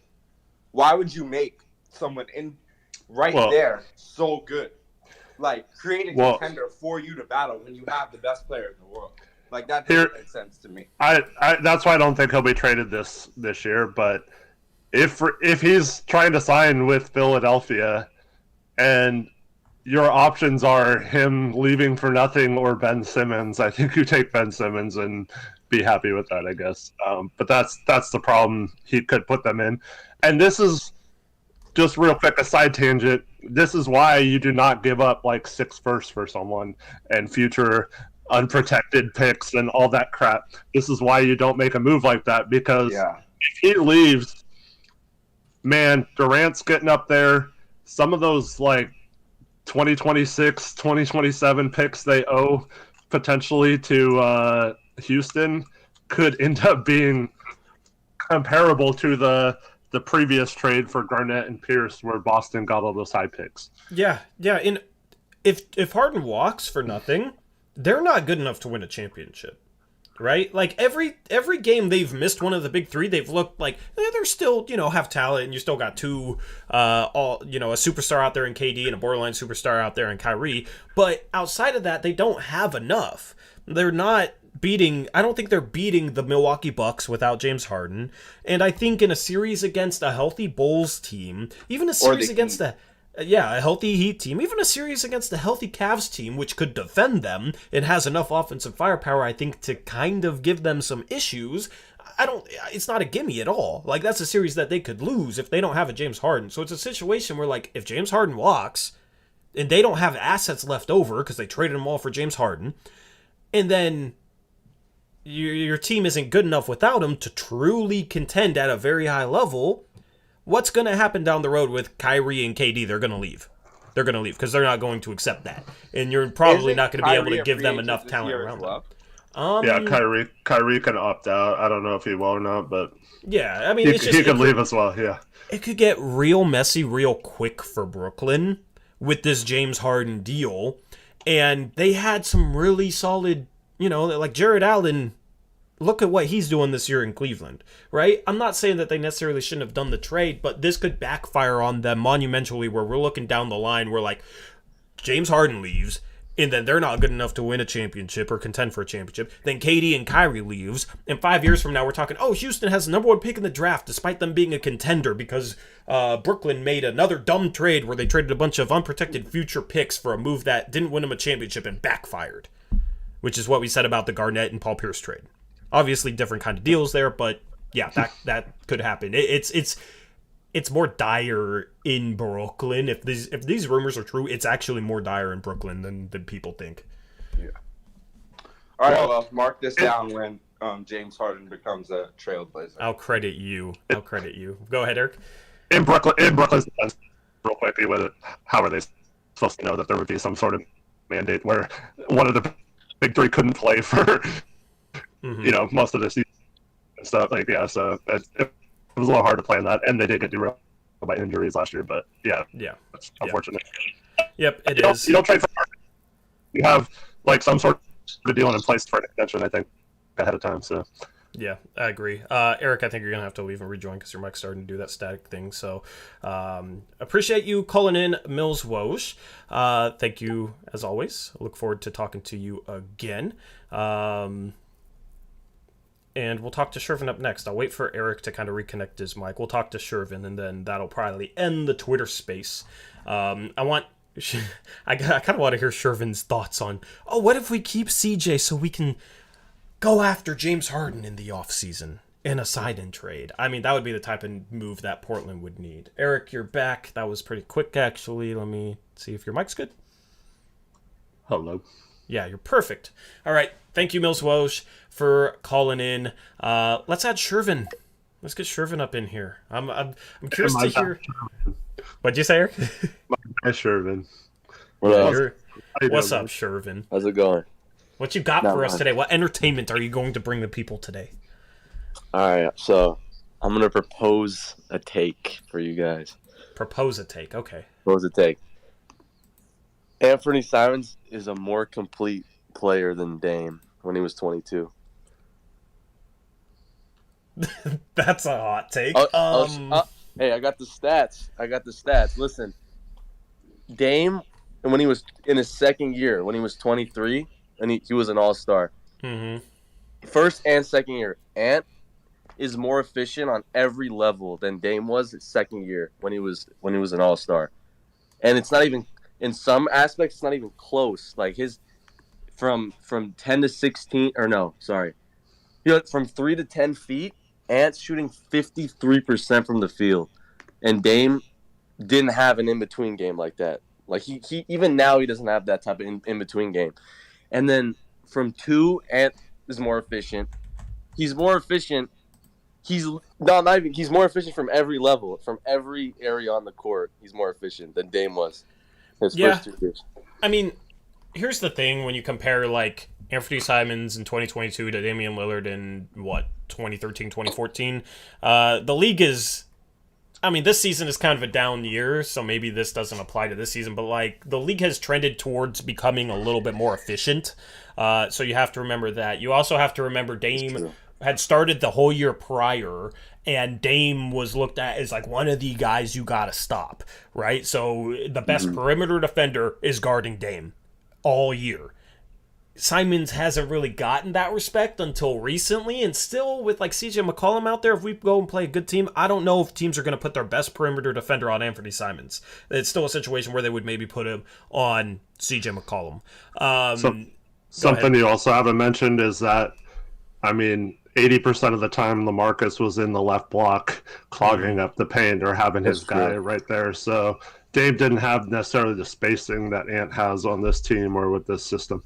Yeah, which maybe would have made it a little bit harder for him to kind of finish in the mid-range. But like if you compare him now, you know, I could see Simons's like float game, mid-range game being a little bit better than Dame's. I wouldn't necessarily argue against that. There's just a lot of caveats and variables that kind of go into this discussion. And it's really hard to say like someone who is in his first year of showing all this stuff is better than the best player in franchise history at those things. But Ant showing a level, and I mean, even Nurk mentioned this after the game, that it's just a little different, and Ant's playmaking has been unreal over this last stretch. So, and I think it's going to get even better. So I could see a scenario where people are starting to question whether Ant could be better than Dame ever was, but it's just so hard to predict that, you know, or it's like say, oh yeah, from this point forward, he's going to be better than Dame got because Dame got so good and he got better every year at some of those areas that you said. Ant's better at him then, so it'll just be a case of whether Ant can keep improving. But right now, yeah, it's weird because Dame came into the league a little late because he went to a small school and stuff. But yeah, where Ant back and say, wow, this is the turning point for Ant. But yeah, I think we need a little bigger sample size. But yeah, I mean, I don't think I'm not saying he is a better player than Dame was, but I'm saying is, well, let's say what he's done as a starter is sustainable, then I think he's better than Dame was. But I'm not going to say that because it's only been 21 games as a starter this year. But as far as like all around, like his offensive game, he's more polished in more areas than Dame was because he's a better 3-point shooter clearly, but then Dame was when he came in. His in between. He's getting better shots though. That is true. I mean, but Dame his second year shot like 39. He shot 39. Yeah, 39% on probably lower shot quality. Simons is shooting 40%. That's true. But so I don't know if I would make that argument. That is true. But his first year he shot 34%. when he was 22? Dame 37%. Did he? Yeah. Oh, you're right. He did. Okay. Yeah, the 34% came in his third season. Okay, but you could argue that Ant is a better 3-point shooter, and then from mid range, of course Dame was the focal point he was getting game plan for, but there's an argument to be made that he's more. And then as far as in between game, like floater wise, and yeah, well, hold on. I think Ant is clearly better in that regard. Yeah, but back to the 3-point shooting. Let me propose this. Anthony Simons, I think, might be better at just catch and shoot, and like if he's able to just step straight into threes. I think Dame is a better 3-point shooter out of every other situation. You know, if he's stepping back, if he's sidestepping, if he's pulling up from 30, you know, I mean, like you saw the 55-point game he had, that spin move like into that fadeaway to tie the game where he got fouled. Like, Dame can knock down 3-point shots out of any sort of body position, footwork, like rhythm, with defenders draped on him, where Simons doesn't really try for super difficult threes, but then like when he does, you know, that little like step back to the right, he hasn't really knocked that down or hasn't really looked comfortable doing that yet. He's just sniping on kind of stuff that he can step into in terms of just like stepping into a catch and shoot or like stepping straight off a screen into a three. Yeah. It's just, I don't think he's going to be, because I mean, if he's as good as Dame, he's going to be a Hall of Famer. I'm not going to say Anthony Simons is going to be a Hall of Famer, because the leap that Dame took in his prime was like, that's just unprecedented. Like, I don't think you can expect that. But as far as all I'm saying is, as far as like a complete game, like package in all facets of the game, because even defensively, Dame was not his first year. I don't know about his second year, but he wasn't a good defender. Like they were both bad at the point of attack, and Ant gets through screens a lot better. So I feel like you can argue that he was. I mean, he might be better defensively than Dame was. I never thought of Dame as a bad defender with the Aldridge teams. What do you think, Eric? His rookie year, though, is what I'm saying. When he was 22. I mean, but every rookie sucks defensively, and Dame sucked defensively early. What do you think, Eric? I mean, there were a couple years there in the mid-teens where it seemed like Dame was becoming a neutral defender just like Ant is. So, I mean, I wouldn't say that he's definitely going to be better than Dame, because he could do the same thing that happened with Dame is, you know, offensive workload, depending on his role, could affect that as well. So, I don't know. It's tough to say. Ant definitely is more athletic than Dame, but so I mean, if he ever gets it together, it's just the other thing we have mentioned is Dame's like leadership skills and just the type of person he is. Ant seems very, very similar, but it's so hard to replicate that being like a superstar. And once you get all that attention and stuff, letting someone get your head or whatever. But I don't think he's going to be as good as Dame. That's not what I'm saying. I'm just saying, as far as his game right now, how polished he is offensively. Yeah. It's a super interesting conversation for sure.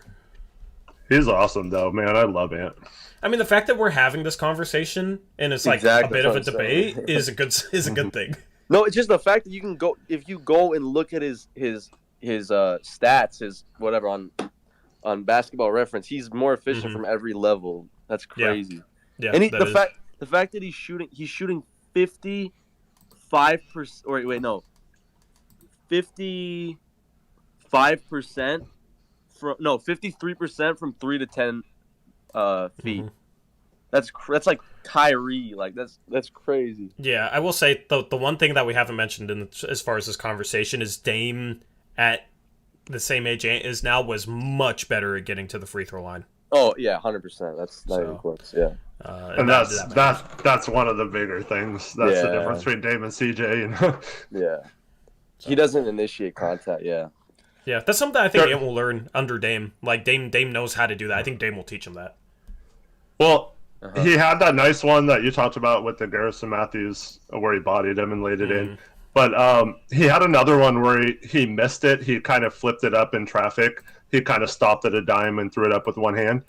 And he probably could have gone to the rim on that one. And that's what I keep saying is whenever he just decides or learns that his athleticism is good enough to just go at the rim and they'll have to foul you or you'll get like a lay-in or a dunk. Once he learns that, to just keep going in that situation and go into the contact, I think he'll start getting to the line more, or he's going to start posterizing people.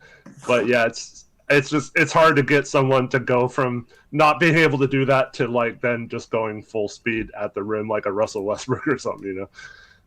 Mm-hmm. Yep. Anything else you got for us, Shervin?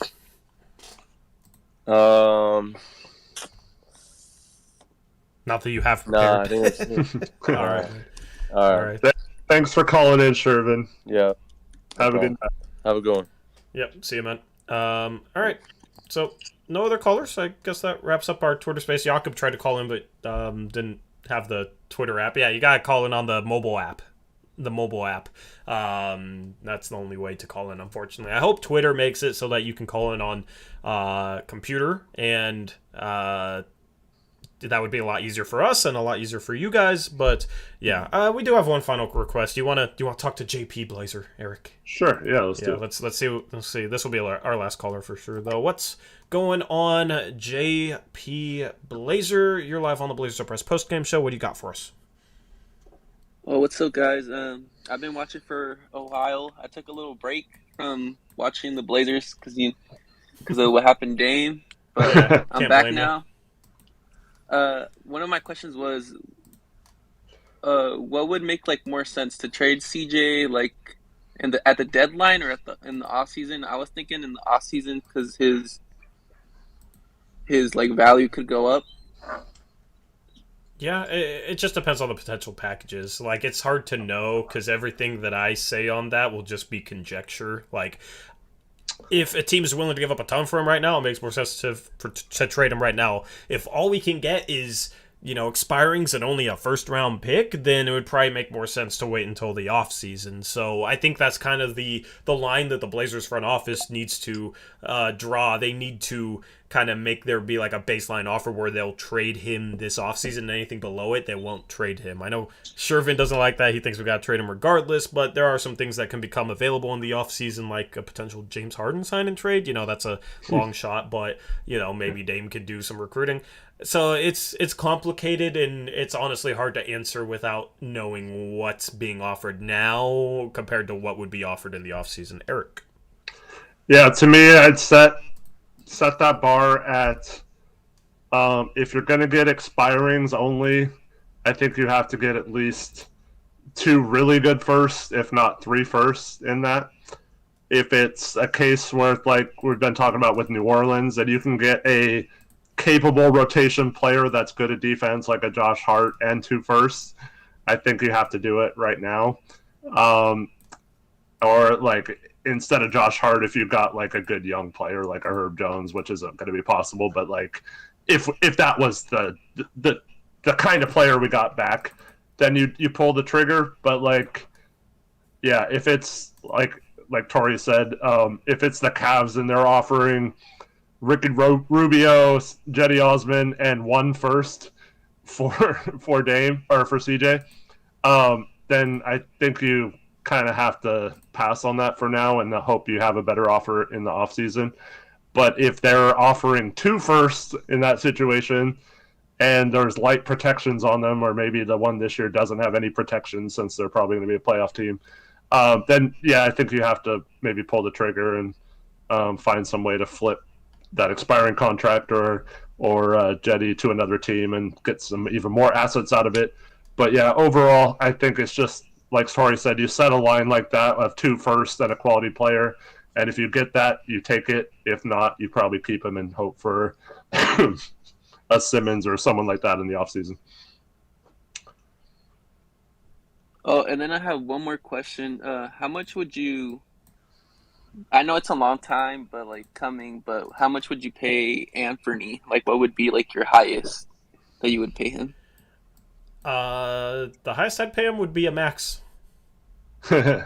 Do you agree, Eric? At this point? Yeah, so, especially if we trade CJ and Norm. It's a case where we have to keep Ant no matter what, even if we have to pay him a max. So I hope it doesn't come to that, but yeah, we're talking. I think he's played his way into the $20 million range at minimum. And I think, yeah, so we have to be comfortable giving him up to a max. Hopefully it doesn't come to giving him a max, but I think you give him a max if you have to, and you try to get it a more friendly contract. But I think at this point you just have to do whatever it takes to keep him and trade pieces ahead of him. If he's a max player, you obviously can't have CJ on the roster still, in my opinion. Yep.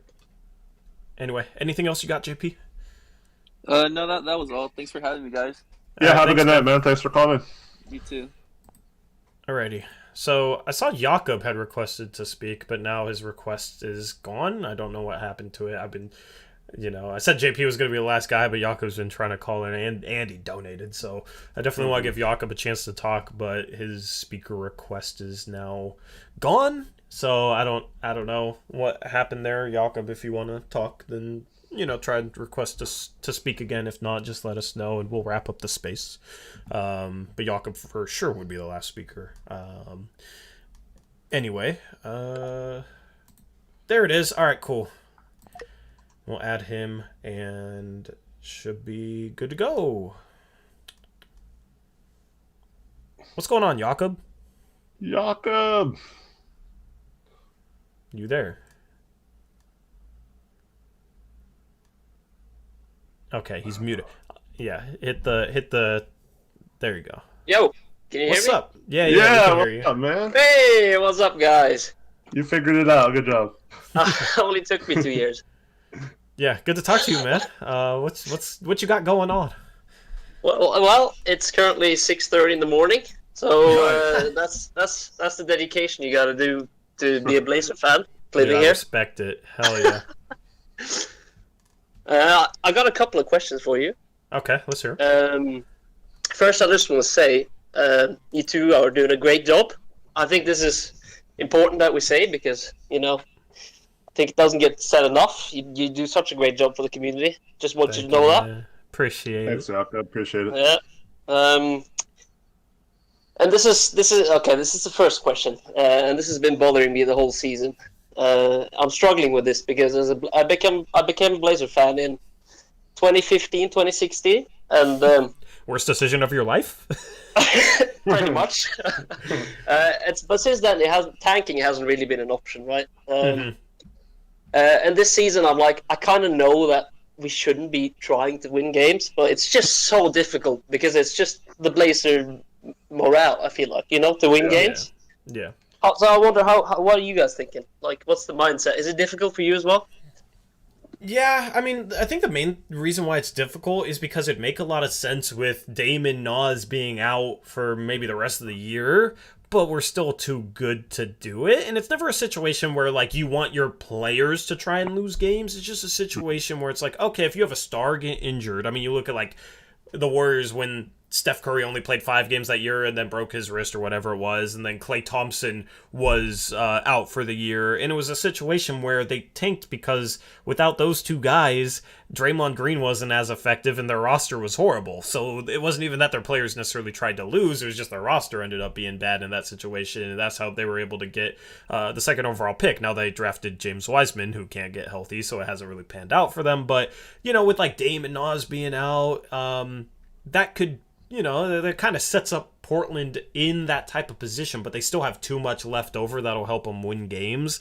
So that's kind of the problem right now. Some people will say, oh, you tank the season, and some people have the idea that means that players aren't going to play as hard, they're not going to try, they're going to be in on it maybe, but that's usually never the case. It's just that the roster sucks. So the only way we can truly go that route is if we trade CJ for picks and lesser players or expiring contracts, and maybe we buy them out for the rest of the year or what have you, because right now I mean you saw it today, I think this team is too good to lose games against the Houston Rockets. Even in that scenario, Ant's too good, man. Yeah, I mean, yeah. Ant and Nurk would carry us. I mean, that's exactly.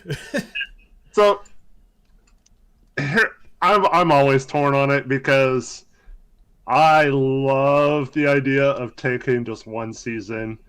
The problem is, as we saw tonight, there's teams that are way better at tanking than us, and it's to beat a Houston or an OKC or like, because they're not going to let us beat them like both, or like they're not going to let us lose to them both times when we play them later in the season. You know, like they're going to be prepared like they were at the end of last season. They're not going to have a repeat of when they beat the Clippers on the last night when neither team played any and they were like turning the ball over every second.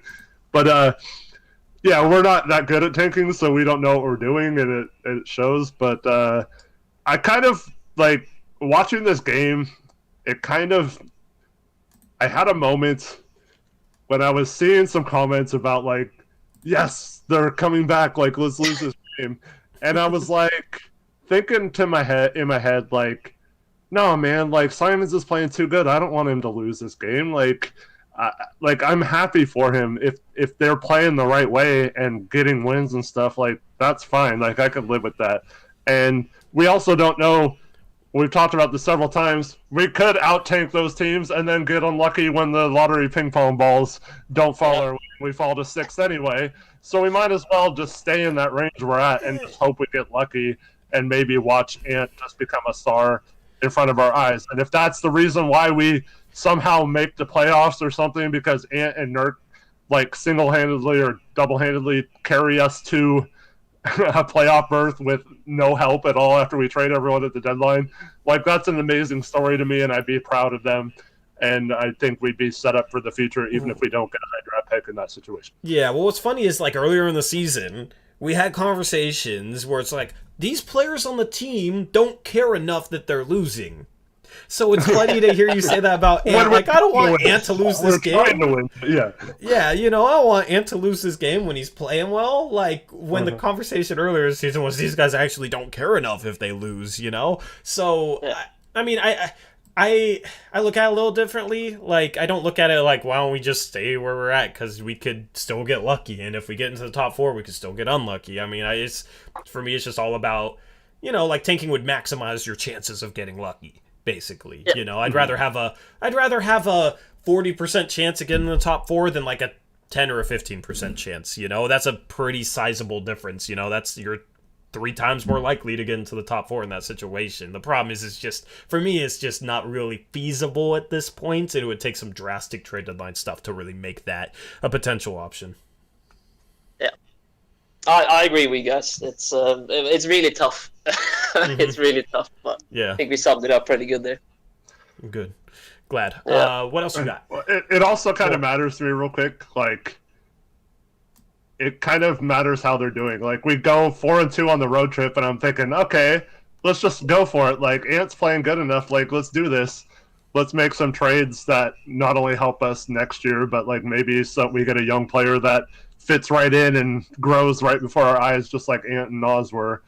And then, but like, then we come home and lose 2 home games in a row, and then it's like, okay, let's go back to tanking, and then we go on the road and win again. It's like this team can't make up their mind either. So I'm sick of picking the lane because the team's just gonna do the opposite. Whatever I want them to do, or they're gonna disappoint me. So that's classic Beyblades.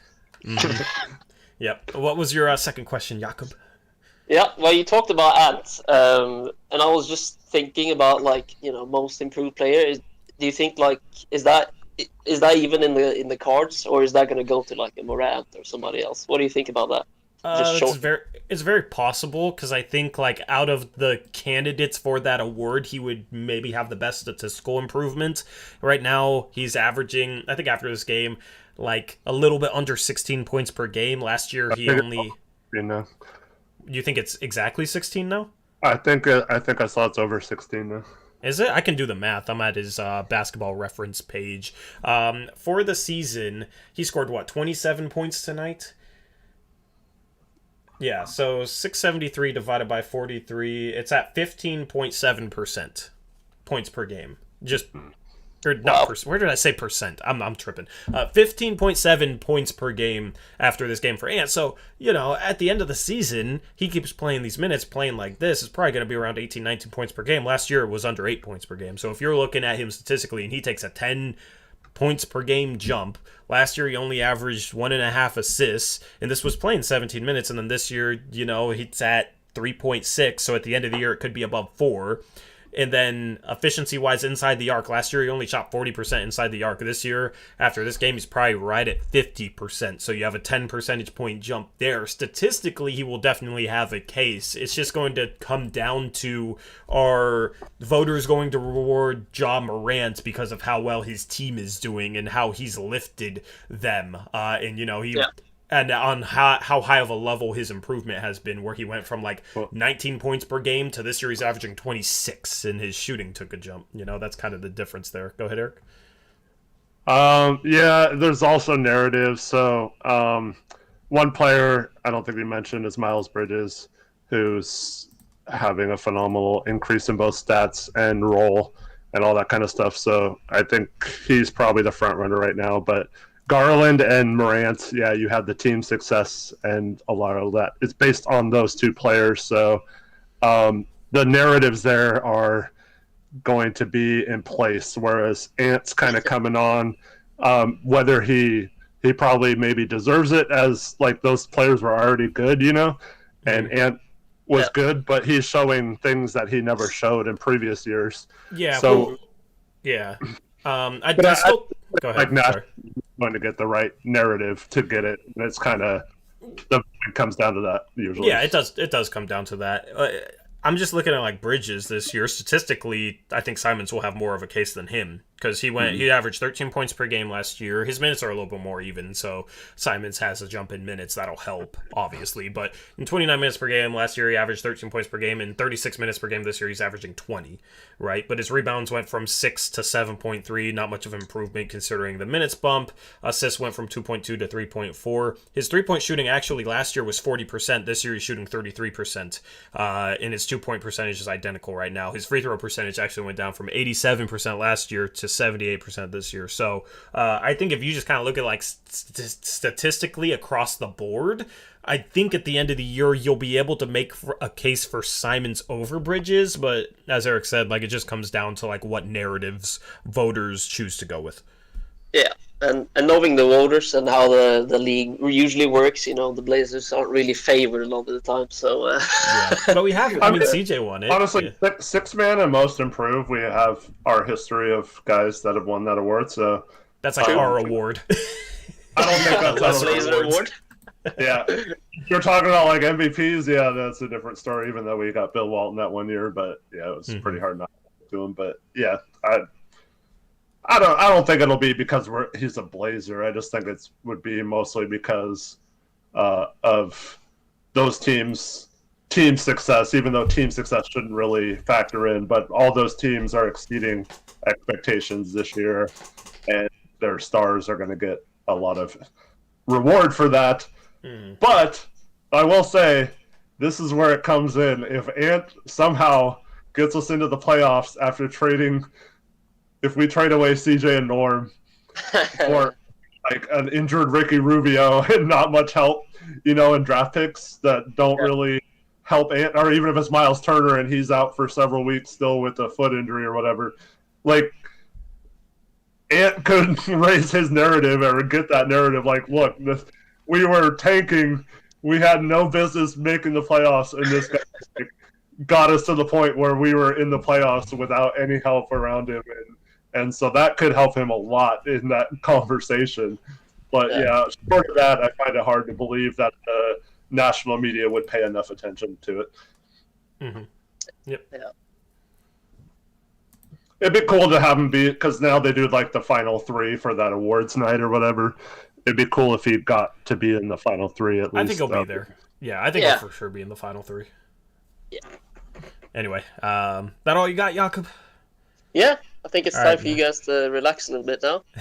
Yep, it sounds good to me, man. Appreciate you calling in. Good to finally talk to you. Yeah, absolutely. Yeah, later, man. Have a good day. Thank you. You talked to him before you played Rocket League, remember? Yeah. Oh, did we ever hop on VC for that? I don't remember. I don't know. You're on a stream and you played. Yeah. Yeah, but I don't think you hopped on mic, did you, Yocker? Yeah. We he played was. Rocket League once, I believe. Yeah, time. we played Rocket League. I just think you didn't hop on mic, if I recall correctly. I don't know. If I forgot, then I forgot. I just don't remember you hopping on mic for that. So it's good to finally talk to you. We've jammed out playing Rocket League before, but yeah, good to talk to you, man. Have a good rest of your day there across the pond. Alrighty. So that wraps up our Twitter space. I will bring Eric back in on the Skype portion of this, and we will hop into Around the NBA in a second. A really good Twitter space, lots of good conversations there. Let's talk trades for 10 minutes, and then we'll hop around the NBA and finish off the stream with that, if you want. So you said you wanted to talk about Rui. Yes. So came out today. Washington is a mess. Who would have thought that, right? Apparently, everyone but Beal's available, and Beal is also unhappy or something. I don't know. But anyways, if you can poach a Rui Hachimura, I think he has the potential to be maybe not quite as good as John Collins, but I think he could be just as good, or if not better, than Jeremy Grant in a year or two. And the cost to get him might not be very much, depending on what Washington's doing right now. Mm-hmm. So like if you get, let's just say in theory, the New Orleans trade is a packaged around like Josh Hart, Satoransky, and Jackson Hayes, just to make salaries work, and we get like 2 firsts. I wouldn't mind throwing like Hayes and a first to Washington in that. Yeah. And getting Rui here, and then we have a forward that we can play for the rest of the year, give him minutes, see if he could develop and see how it is. He still has a year left, I think, after this one. I think it was the same draft as Little, right? So they both have 1 more year. So you have all next year to see how he pans out before having to decide on an extension or whatever. And he might be freed up a little bit going to a different team, because that seems like a bad organization there. So I think that would be a really good fit. And those are the kind of players I want to get, someone like that. I mean, Trey Murphy to a lesser extent on New Orleans, if we could get him in that trade. I just want, especially now that Nas went out, I want a young forward that we can watch play in the Rocco minutes after he's traded, and the Snell minutes, and just develop him for the rest of this season. And maybe they get some sort of chemistry going with Ant and Nurk and stuff like that. So I would love to bring him in as an addition to a trade. It doesn't make a lot of sense trading straight up with them because he makes so little because he's on his rookie deal. But that's another thing that you get him a cheap rotational player for next year, and has quite a bit of upside, I think. Yeah, and the Blazers are in a position where they need to take a flyer on guys that have some ceiling, right? Because the Blazers got to raise their ceiling as much as possible. So if they can get a good value for a guy with a high ceiling, that'll help raise the team's ceiling while still leaving assets left over to pursue other moves to raise the team's ceiling. That's basically the position that the Blazers are in at this trade deadline. And Rui would be a guy that, it would be fun to have him on the team as a Gonzaga fan, but he's always been intriguing because in college he was a guy that could shoot off the dribble and like a quick pull up, almost impossible to block. He has like a high set point and gets into it quick, good footwork on it. But it was always from mid-range, right? And he was never a guy that really needed to stretch it out to 3. He was a dominant player his final year in college, on a very good Gonzaga team. So in the league, he has to become more of a shooter, and he improved from his rookie to sophomore year. His sophomore year, he shot, let me pull up his stats here. I think it was like 33% from 3, 32.8% from 3 last season. And then this year, he had some personal issues and conditioning. He just COVID, joined the team, a couple weeks ago. Yeah, so they went through some stuff. Only played 9 games, coming off the bench right now, 16 minutes a game, but he's shooting 37% from 3 on 2 attempts a game in those 16 minutes. So he's one of those guys. Defense has improved too. Yeah, he's one of those guys, like, he's like a legitimate 6'8", legitimate power forward size, can shoot and shoot off the dribble, can handle the ball a little bit, and like athletically should end up being a solid to good defender long term. And whenever you get a guy that has like athleticism, ball handling ability, a good feel with the ball in his hands, yeah, it makes you think like, a okay, coach like Chauncey.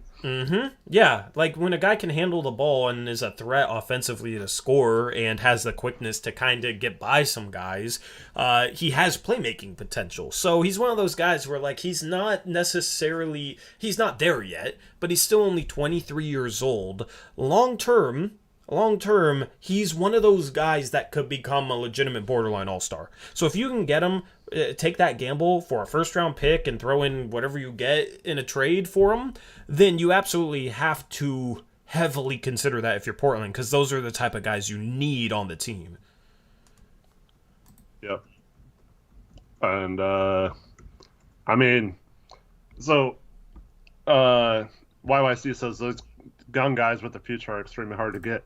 But that's why if a team's 5 in a fire sale and like you just said, he's playing 16 minutes a game, he's not really doing anything, like that's the exact guy we need on this team right now. And it would cost us much less assets to get than like a Jeremy Grant or whatever. So I say go for that. And like I said, I wouldn't be surprised if a Hayes and a first round pick or some sort of just salary filler in a first gets it done right now, or maybe even, you throw it into a different trade or whatever. But like, yeah, I think you go for a guy like that over that. And even if you have to give up a second or some other sort of asset in that, I think it might be worth it just to take a flyer. And those are the kind of high risk, high reward type moves I would be going for. Yeah, and here's maybe a bit of a hot take.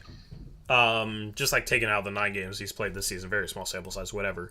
But I don't know what truly, like, legitimately separates Tobias Harris from Rui Hachimura right now.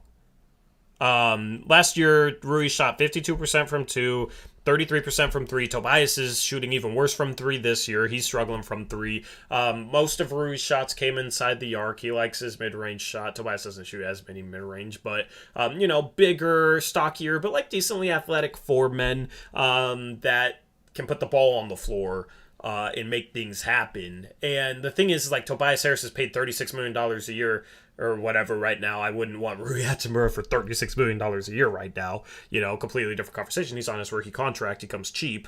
But then also, like, Rui has a lot of room for growth where, like, Tobias Harris is a finished product. So there's some people out there that legitimately He might even be regressing. yeah, and he's regressed this year. So there's people out there that legitimately want Tobias Harris when Tobias Harris might be on the downswing. And right now, like, I think Rui is a very similar player to Tobias Harris, but maybe better defensively with more upside defensively. And he's like he's going to trend upwards, right? So I'd rather have, for anybody that wants Tobias Harris, I think they should rather want Rui Hachimura, because he might not be better right now, but long term, he's, I think, definitely going to be better in the next couple years or so. Mm-hmm. That's how I feel on it. So, like, that's the thing. Any young guys like that, you have to have interest in. I mean, like, speaking like Avdia would be intriguing as well, because he's been a really good defensive player this year. So if we're starting, like, if their young guys are truly available, it opens up some potential targets that we haven't discussed yet. And this, once again, just what I want to come out, get as many draft picks as possible. But I just want one young forward. I mean, it doesn't even have to be, like, that good a one. I just want to watch one young forward get those minutes right now. That's all I'm hoping for out of a trade, is to at least get one guy that we can plug in and hope that he develops into something out of a trade instead of just expiring some picks. But I'll take all the picks I can get too, because those guys will help us next year. It's just this year with Nas going down especially, we have such a need for someone who can come in and just absorb all those minutes and learn on the job. And I think Rui is one of the perfect players I can think of for that role right now. Yeah, I just came up with a really interesting concept. I'm going to create a window capture so I can show it on the trade machine. And I'm curious to see what you're going to think about this, Eric. So let me set that up. And okay, should be good to go now. All right, so it's another Pelicans 3-team trade, Eric. But if Pelicans really want CJ, Pelicans are most likely a landing spot for CJ. All right, so I always like trying to plug in like a third team into a CJ to New Orleans deal. We're gonna use Washington. Okay, so you got CJ to why did I miss him? CJ to the Pelicans. Okay, and then Josh Hart would come back to us. That's like the baseline of the deal. We're not going to worry about picks yet. Do you think that Washington would move off Rui if they got off Bertans' contract? Oh yeah, this was my idea earlier. Was it? I didn't even know. Well, I had Bertans going to us. So I'm assuming you're going to have him go to the Pelicans for taking with the CJ? $17 million TPE. I've been trying to figure out how to make value out of this TPE, because if it's a 3-team deal and the third team is sending salary to the Pelicans, right, and then they're taking back salary from us or the Pelicans, that third team, then it's going to create a trade a player exception for us, right? So if this is the structure. I mean, they might do that without getting a pick. But who, Washington? Washington, yeah, that's what I'm wondering. They might. We might have give to up send Rui. our second, maybe. Yeah, I mean, honestly though, Bertans' contract is so bad. Yeah, like TP is a traded player exception. Yeah, I think they might just want like some value. So screw it. Let's throw our first to the Wizards or whatever. First, you mean our second? Our second, yeah. Yeah, I was gonna say definitely. Yeah, second. Yeah, okay. And I think we only get one first back instead of two in that scenario, probably. Yeah. Let's just say like top 10 protect that, and then New Orleans still has to trade out like Sadaransky. The interesting thing is if you gave him to Washington, then we create a much bigger trade exception too. If you gave who to Washington? Sadaransky? Yeah, because they could take him because he's an expiring. Yeah, so they could take like Sadaransky and Hayes here. They're still under the tax. The Pelicans are still under the tax. That matches CJ. Bertans is accounted for with the TPE. Washington is saving $5. A TPE is basically like an IOU you get in a trade where you didn't take back as much salary as you sent out, so you get basically a coupon to use it at a later time within a year. Yeah. So this trade would give us a $13.9 million TPE. If you incorporated the Rocco to Chicago, we could create that full 30 CJ. Yeah. And I mean, in this deal, like, you could create a bigger TPE by using Macklemore and like another minimum to match Rui, because that'd be about 3.4, which if we're under the tax matches 4.9. So Veeks asked, whenever you make trades with the Pels, you throw in Josh Hart, is it more because the contract or you think he fits well? It's a little of both. One is the Pelicans have a tough time matching salary without including Hart, unless it's Valanciunas instead of Hart. But I'm assuming it's going to be Hart since they want a guard. But so Hart's more just to match salary wise. It has to be Hart pretty much. But I also think Hart is the type of player that Chauncey would really like to have in his rotation. Yeah. So Hart, good young forward, and a first-round pick for CJ, and then you get in this deal, if you include like Macklemore and Zeller, you would actually get an $18.8 million trade player exception from CJ. It would be CJ minus Josh Hart. That would create the TPE because Rui's accounted for with Zeller and Macklemore. Like this would be I would be really happy with this sort of CJ trade, getting back a third guard who would fit perfectly, and you can trade Norm and you have your 3-guard rotation. And then a good young forward with a lot of upside, and then you also get back a first-round pick that could be pretty solid next year. This is a home run CJ trade in my opinion. And then Pelicans get CJ only giving up Hart, Sadaransky, Hayes, and a first. Like, that's all they had to give up. Yeah, they have to take on Bertans, but who cares? No free agent's going to sign there anyway. So that works for them. And then the Wizards get a young player and off of 3 more years of Bertans and what's going to be a like 39th pick or whatever. So yeah, I think that's pretty fair for all of them. I mean, I would try not to include the second round pick, but if we have to get it done, I'm all for that. And then we still have Rocco to get a first. We still have Norm to maybe get a first or two out of a different one. But yeah. Yeah. So that sort of trade, I'm gonna save this. AJ, you make no sense, man. You said earlier you didn't really know that much about him, but he seems inconsistent. But like, how does he not help us? We give him 30 games plus to show what he can do and all of next year, and he's a good athletic young forward. Like, I don't know how that's not intriguing. If we had Rui, like last year's Rui, if we had him right now, people would love him. Yeah. He would be like Nasir Little, but better. Mm-hmm. Like, he is a better young prospect than Nasir Little. All right? That's the truth. That's the truth. If Nasir Little was playing on the Wizards and we were talking about trading for him, people would be like, "Oh, he hasn't done anything. He's inconsistent. He's not a good enough shooter." Like, people would be not on board with that. But since Nasir Little's a young prospect that plays here, everybody loves him. Mm-hmm. Right? So Rui would make a lot of sense. Now, I mean, I would hope Cronin would be creative. And I just want to see if this is possible. So, like what Veeps is saying, no one's going to want Hayes with the recent charges. I mean, it doesn't have to be Hayes. They have several other, like a Garrett Temple or several other contracts that you could switch in for that. So it doesn't have to be Hayes. It's just like some team might want an athletic young center on a rookie contract. That doesn't have to be him, though. Yeah. Here, this works because $25.8 million matches $30.8 million. So there, Kira Lewis Jr. He's injured, but next year maybe he can bounce back, right? Whatever. It could be a number of different guys instead of Jackson Hayes.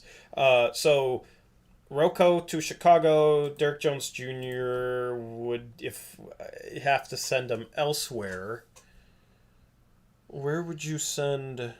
You can take out Macklemore and Zeller, actually, because Rocco matches both Hachimura and Hart.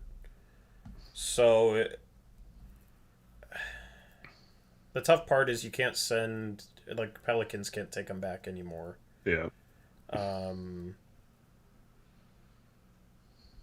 I mean, if you just did Derek Jones Jr. to Washington, they are slightly over the tax. You include, like, a minimum. Let's just say, like, Anthony Gill to the Pelicans. Oh, no, you could do Anthony Gill to Portland, because they could just, I don't know if this is a true minimum, but they do have a $1.6 million TP regardless. So that keeps them under the tax. It's a 3-for-3 trade. No, it's a 2-for-3 trade for Washington. So it's not like they have to sign somebody. Pelicans still under the tax.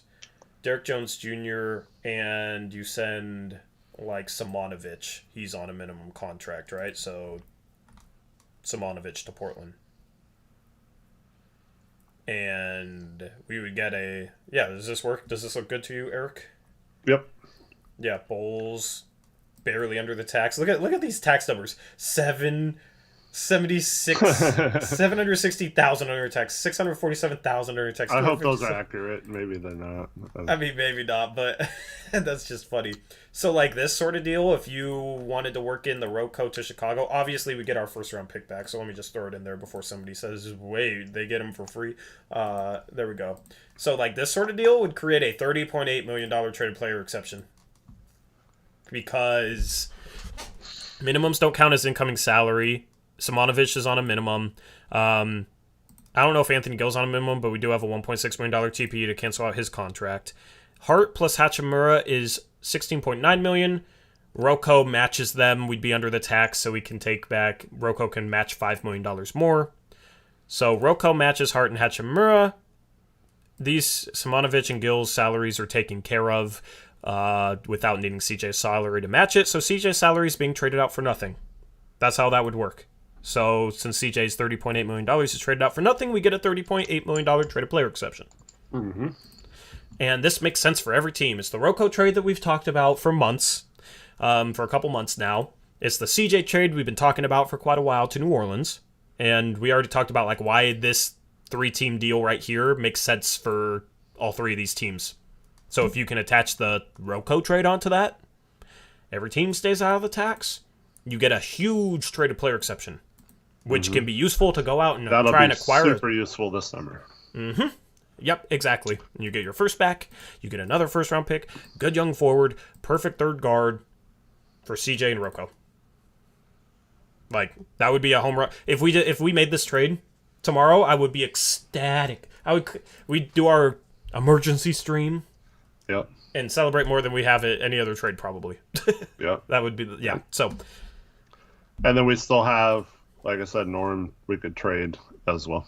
Yeah. I mean, if Kernan isn't thinking like this, then we need a new GM. He has to think big. He has to think creatively. We've gone through so many different trades. Like, different teams can fit in these roles and give us, like, similar players. If not Washington, it could be another team with a good young forward that, wants off a big contract, or whatever. Like, Washington makes sense because Berton's contract is awful, a big negative asset. So, if the Pelicans take him on, they don't have to give up another first for CJ. And if the Pelicans take him on, that helps us get Rui from the Wizards. So it's there's 30 teams in the league. Make something happen with a couple of them. It's easier said than done, of course, but we have to be creative. Welcome to my TED Talk. And I don't know if this necessarily makes us that much better, if at all, this year. So we still would probably be in the similar spot lottery-wise. So we have a chance to move up or, get a top 10 pick, at least late lottery at worst. Yeah. And I mean, you still have Norm to trade, right? Yep. You still have Norm to trade. So trade Norm, see if you can get back a first-round pick and a good second. And you could do that trade with this is perfect. Norm to Cleveland for Rubio, because we'd be under the tax enough, so it wouldn't matter that he makes a $1.5 million more than Norm. And you get their first, like, top 10 protected, and I think they have Houston second, right? Yep. So Norm for Rubio and a first and a second. So they're trading out a player that's hurt for the year and a free agent, expiring contract and getting Norm for a first and a second. I think they would do that as well. Yep. And then in the offseason, you pray that one of your favorite targets becomes available. In the offseason, you're praying that guess who fits in that TPE? Everybody. It's just a 30 about point everyone other than like Siakam. Simmons doesn't. Siakam doesn't. But Jaylen Brown does. So if Boston flames out and just wants to retool, and maybe it's a 3-team deal where they get back a player and we send picks to that third team, but we'd have Cleveland's first-round pick, we'd have New Orleans' first-round pick, and we'd be able to trade 3 of our first-round picks. Could even throw in Nasir Little, right? I know some of you don't want to part with him, but could even throw him in. You're talking about 5 first-round picks and Nasir Little? If Jaylen Brown becomes available, and they can save, they don't even have to take any salary back, so maybe a team is chasing cap space, I don't know. That gets you potentially in the door for a Jaylen Brown, right? So, if it's not Jaylen Brown, maybe it's an OG Anunoby. Maybe they want to move off him because they like Siakam and Barnes and want to play him at the 3 and 4, right? Maybe it's an Anunoby. But, I mean, that's basically the dream. You get some pieces that can help you, some role players that can fit, and you get assets. You get assets that'll help you go out and get a star. I mean, I would be ecstatic with like a Dane Simons, Jaylen Brown, Hachimura, a re-signed Yusuf Nurkic. Off the bench, you got Josh Hart, you got Larry Nance Jr., maybe you got Nasir Little if you didn't have to include him, right? Like, that's a contender. And so Charles Smith asks, how does a TPA help us? Like, okay, so let's say, I'm assuming you're the type of person who wants like Jeremy Grant or Miles Turner right now. So if we had the trade exception and all these draft picks, we could go to them. They're apparently asking for like expiring contracts in 2 firsts or a young player in a first, right? Mm-hmm. So if that's truly who you wanted, we could add a Jeremy Grant. We could just say, hey, we'll take Jeremy Grant. We don't have to give you anything back. You don't have to take any crap contracts or anything. So here's 2 firsts for Jeremy Grant. And here's 2 firsts for Miles Turner if we don't re-sign Nurk or whatever to whatever team has him, right? Mm-hmm. So you don't. It doesn't have to be Jaylen Brown or whatever. Like, you could basically pick who you want. You could go to Toronto and someone like an OG who's not maybe available, you could offer 3 firsts for, and maybe there's nothing back that helps them salary wise and stuff. So like they can maybe do something in free agency that they wouldn't been able to do, or it doesn't have to be them, but another team, for example, and you have the means to bring that player in without sending out a player, and all of a sudden you just added another core piece that could really help you out, and that's a good defender. So yeah, it just opens up so many possibilities that you wouldn't be able to get the door, because who obviously those teams don't want anything from us right now, but if we could offer multiple first, and I was just messing with you, Charles. I was just good. Yeah, I mean, those are just two guys that would like fit into, there's a lot of trade ideas where we could create like a $20.8 million TPE by trading CJ and getting back like Satoransky, and then trading Rocco to the Bulls to match Josh Hart back in a 3-team deal with New Orleans, Chicago. There's a lot of deals that you can come up with that creates like a $20 million trade player exception. Those are two players that would kind of be around that range that could fit. But trade player exceptions are more helpful in the offseason because there are times where teams will want to cash in on an asset, right, and get picks back for them, value, assets, whatever, maybe a good young player on a cheap contract. Well, they'll do that, and they'll also, might like some cap space too. Right? And in the offseason, there's no contracts that are about to come off the books because those contracts are now a free agent. Or a player has like 1 whole year left on him and still counts on your books for the offseason, still counts against your cap space. So if you can go to a team and be like, okay, we'll give you picks for a Jaylen Brown, right? But Boston, you want cap space too because you want to go after this player or after that player? Well, we don't have to send you back any contracts to match Jaylen Brown's salary that you then have on your books, taking away your cap space. You can send him to us without taking anything back, and you can have that cap space for free agency. So you can get value for Jaylen Brown, and you could also get cap space to go out and get more value. So that's how it helps you in the offseason even more, because there will be teams chasing cap space that you can help out. You could also, this is extra incentives. Let's say Horford's still on the Celtics. He matches salary for CJ, and we absorb Jaylen Brown in the TP. Maybe we only have to go up 2 or 3 first because we saved them like $50 million. We could only create that TP if we traded CJ. So how would CJ? I meant sorry, but like we could find a way to match salary maybe for Horford. Yeah, it's like Nance and someone else, but say we got back. Yeah, say we got back like a 2-year contract in a Rocco trade somehow. That's about $10 million. I don't know who it would be. Maybe we get back on Malik Beasley if we trade Rocco to Minnesota, whatever, right? And then Malik Beasley plus Larry Nance Jr. would match Jaylen Brown or Al Horford, and then you use the TPE on the other one, right? Sign and trade Rubio to them. Yeah, I mean, it can create value in so many ways. The value isn't necessarily like in the TPE. The TPE helps facilitate things in a way that can get you better value in a trade. It's a facilitatory piece, essentially. So, a TPE can't play for you, can't draft you a player, but it can help you make a really good trade. So, anyway, yeah. Always happy to talk about why TPEs make sense because I love creating them in trades, and they can be helpful. Anyway, let's jump into around the NBA and then end off this stream. If you're happy with the trade talk we've had, Eric. Cool. Yep. All right, let me plug this in. This is not the current one. That was January 23rd. We missed the Around the NBA on the last postgame show because it lagged out, thankfully. That's very rare now. It used to be a more common occurrence, but now it's rare. All right, so you had a lot of games today. You got the Magic beating up on the Pistons 119-103. Cade Cunningham really struggled in that game. He understands the tank. Who does? Cade. Oh, yeah. He played perfect. He wants to play with Banchero, man. You can tell. Mo Bamba, 18 points, 11 rebounds for the Magic. You got the G League Lakers plus Russell Westbrook, who maybe is on his way to the G League with how he's played this year. Taking on the Hornets today. Oh, he had 35 points, 5 assists, 4 rebounds for Westbrook, and he was 12 for 23 from the field. So when he's the best player on the team, he works. But the problem is he's not good enough to be the best player on the team.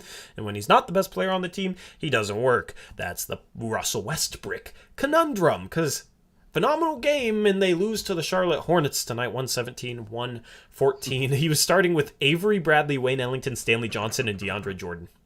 Yep. Disgusting. Disgusting. Carmelo Anthony was a plus 20 off the bench in 35 minutes, and they lost by 3. Nice. That's like the opposite of last year, Eric. 19 points for Melo, 5 assists, 2 blocks, 2 steals. Where's Block Boy? I'm talking good. I'm saying nice things about your guy, Block Boy. He's long gone. Austin Reeves had a good game off the bench as well. For the Hornets, 4 players in double digits, led by Miles Bridges, who we talked about earlier. He had 26 points, 8 rebounds, 6 assists. You got the Celtics losing to the Hawks. The Hawks have started to kind of maybe put things together a little bit. They're getting closer to 500. They're now only a game back of the Celtics. They were led by John Collins, who might be on the trade block. He had 21 points, 9 rebounds, 4 blocks. He could be in a Blazer uniform. Jaylen Brown, 26 points, 12 rebounds, 3 assists. I'd rather have him in a Blazer uniform. The Hawks take care of business, though. You got the Heat. This logo, I didn't realize was like one of their new logos they came up with. I thought maybe Krish made this logo. I like it. What do you think about this Heat logo, Eric? It's all right. I like the more traditional Heat logos, but yeah.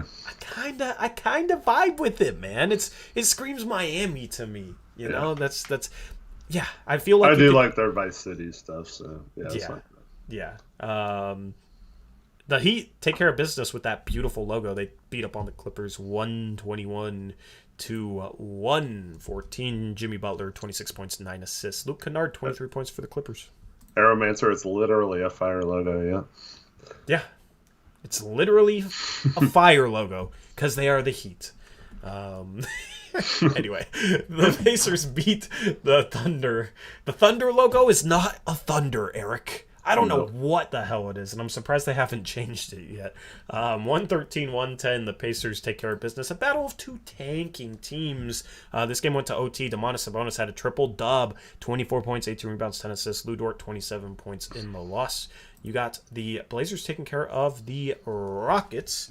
We already talked about that game. If you missed that, watch it back after the stream. You got the Nuggets taking care of the Pelicans, 116-105. Nikola Jokic still putting on for the Nuggets. He's been, like, advanced stats paint him as by far the best player, but he hasn't really been mentioned in the front runner for MVP. Would he be your MVP right now, Eric, or are the Nuggets doing too bad?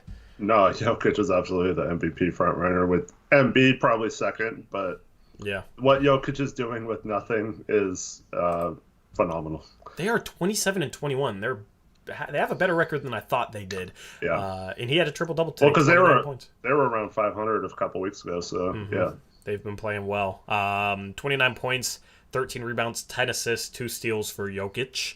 Aaron Gordon had 20 points. Good for him. Bryn Forbes, new acquisition off the bench, 5 for 11 from the field. He had 14 points. Zeke Naji, 11. So, yeah, their bench, like, their top guys, they got DeMarcus Cousins played 12 minutes today. I don't think he'll stay around, but he kind of bounces around now. But, like, their top guy off the bench right now, I think, is Bryn Forbes. Right? And they're starting Austin Rivers with Monte Morris and Jeff Green. Yeah. And Jokic is just absolutely carrying. For the Pelicans, dude, I want Herb freaking Jones, man. Okay? Like, I put out that video, and then right after, there's, like, a report that, oh, yeah, he's basically untouchable. And it's like, of course, right after I put out that video. Herb Jones' stat line tonight, Eric. He led the team in scoring. Okay? 19 points on 7 for 13 from the field, 1 for 4 from 3, 4 for 4 from the free throw line. He had 7 rebounds, 5 steals, and 3 assists. Wouldn't that be nice to have on this team? Yeah. I want Herb Jones on this team so bad. I'd trade CJ for him straight up. I'd trade Norm and a pick for him at this point if we had a pick to trade. But yeah, no, he's been phenomenal for them. Best second round pick of this draft. Willie Hernangomez, 18 points. They were missing Ingram, Zion, so tough lineup for them. Anyway. Yep. The Grizzlies beat the Jazz. The Grizzlies are creating separation. We'll look at the standings in a second. For the Grizzlies, they were led by... Let me find the box score. John Morant, triple-double. 30 points, 10 rebounds, 10 assists. Lots of triple-doubles today. Daniel House was the top performer for Utah. 21 points. I forgot he was in Utah. The Spurs beat the Bulls. The Bulls continue to struggle. They're very banged up right now. DeJounte Murray, 29 points, 12 assists, 9 rebounds. He almost had a triple-double. It's the night of the triple-doubles, I guess. DeMar DeRozan had 32 and 8 assists in the loss. You got the Suns beating the Timberwolves 134-124. Chris Paul triple-double. 21 points, 14 assists, 10 rebounds. Nice. Lots of triple. How many triple-doubles is that? That's like 5? I don't know. Maybe I'm overestimating it. Russell Westbrook didn't even get a triple-double, and he was the only starter playing for the Lakers. So on the night of a triple-double, somehow Russell Westbrook missed out. But Anthony Edwards, 27 points and 10 assists for Edwards in the loss for the Timberwolves. Against us, he dropped 40 points with no assists. So he passed a little more this game. Yeah. Good for him. And then the final game, the Bucks beat the Knicks 123-108. Giannis, 38 points, 13 rebounds, 5 assists. Fournier, 25 points in the loss. Let's look at the standings, Eric, and I will get the Tankathon ready. What do you think about the standings right now? We haven't looked at the standings in about 5 days, so it's kind of fresh to us. You got Memphis separating there from Utah at 4th, and Utah's only a couple games ahead of Dallas and Denver. Yeah, it's crazy. Yeah, I didn't think they would be the team falling down in the back. I thought that would be Memphis at some point, but they've held on. But yeah, I mean, it's weird. You just went to Eastern. Oh, my bad. I mean, we're right there, halfway in between moving up in the standings and halfway between falling back to below some of the teams in the tank race, right? So we keep staying right in that sweet spot, I guess, where we don't know what to do. So that's why I'm just not going to worry about it too much. But, I mean, yeah, only 3 games out of 7th and having home court and only needing to win 1 game to make the 7th seed. But yeah. And I mean, if only Memphis... 3 games away from falling to 12th and only being a half a game out of 13th. God, if Memphis keeps playing well, they might be the 2 seed. They might catch Golden State. And dude, why do I feel like we're going to be talking about playing game to play Memphis in the first round? A series we can win. Yeah. Let's hope CJ, Norm, Dame, and Simons have a good game tonight because they're all starting somehow. We have to trade one of those 3 guys. I'm sorry, but dude, why don't we just embrace we should just finally embrace the guards and start all 4 of them at this point. No, we need to trade one of them, please, because they mess with Ant's shot quality. Well, on February 11th, I will embrace the 4 guards starting lineup. Yes. If they're all still on the team and Dame comes back, yes, let's start all 4 of them. Let's do it. Alongside our new starting center, Tony Snell. I was trying to think of some completely random Andre Drummond. We somehow get him from Philadelphia in a trade, and yeah.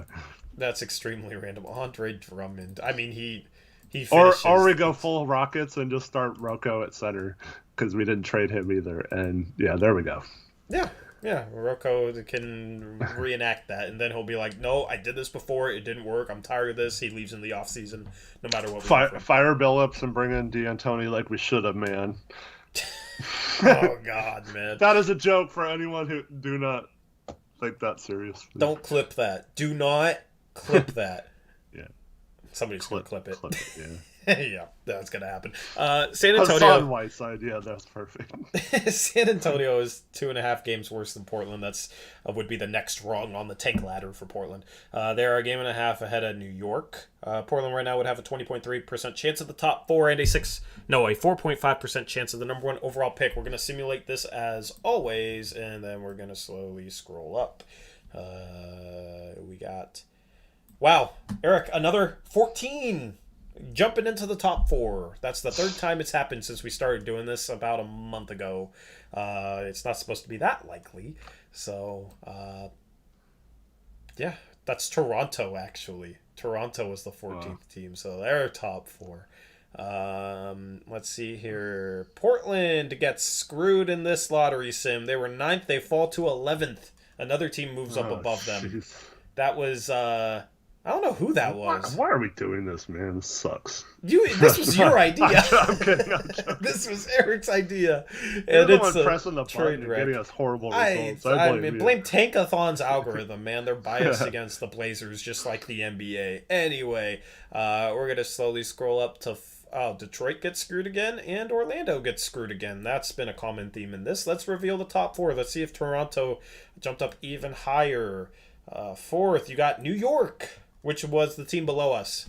They get a 4th pick. They finally get some lottery luck. They get Jaden Ivey. Just seems like a Knicks type of player.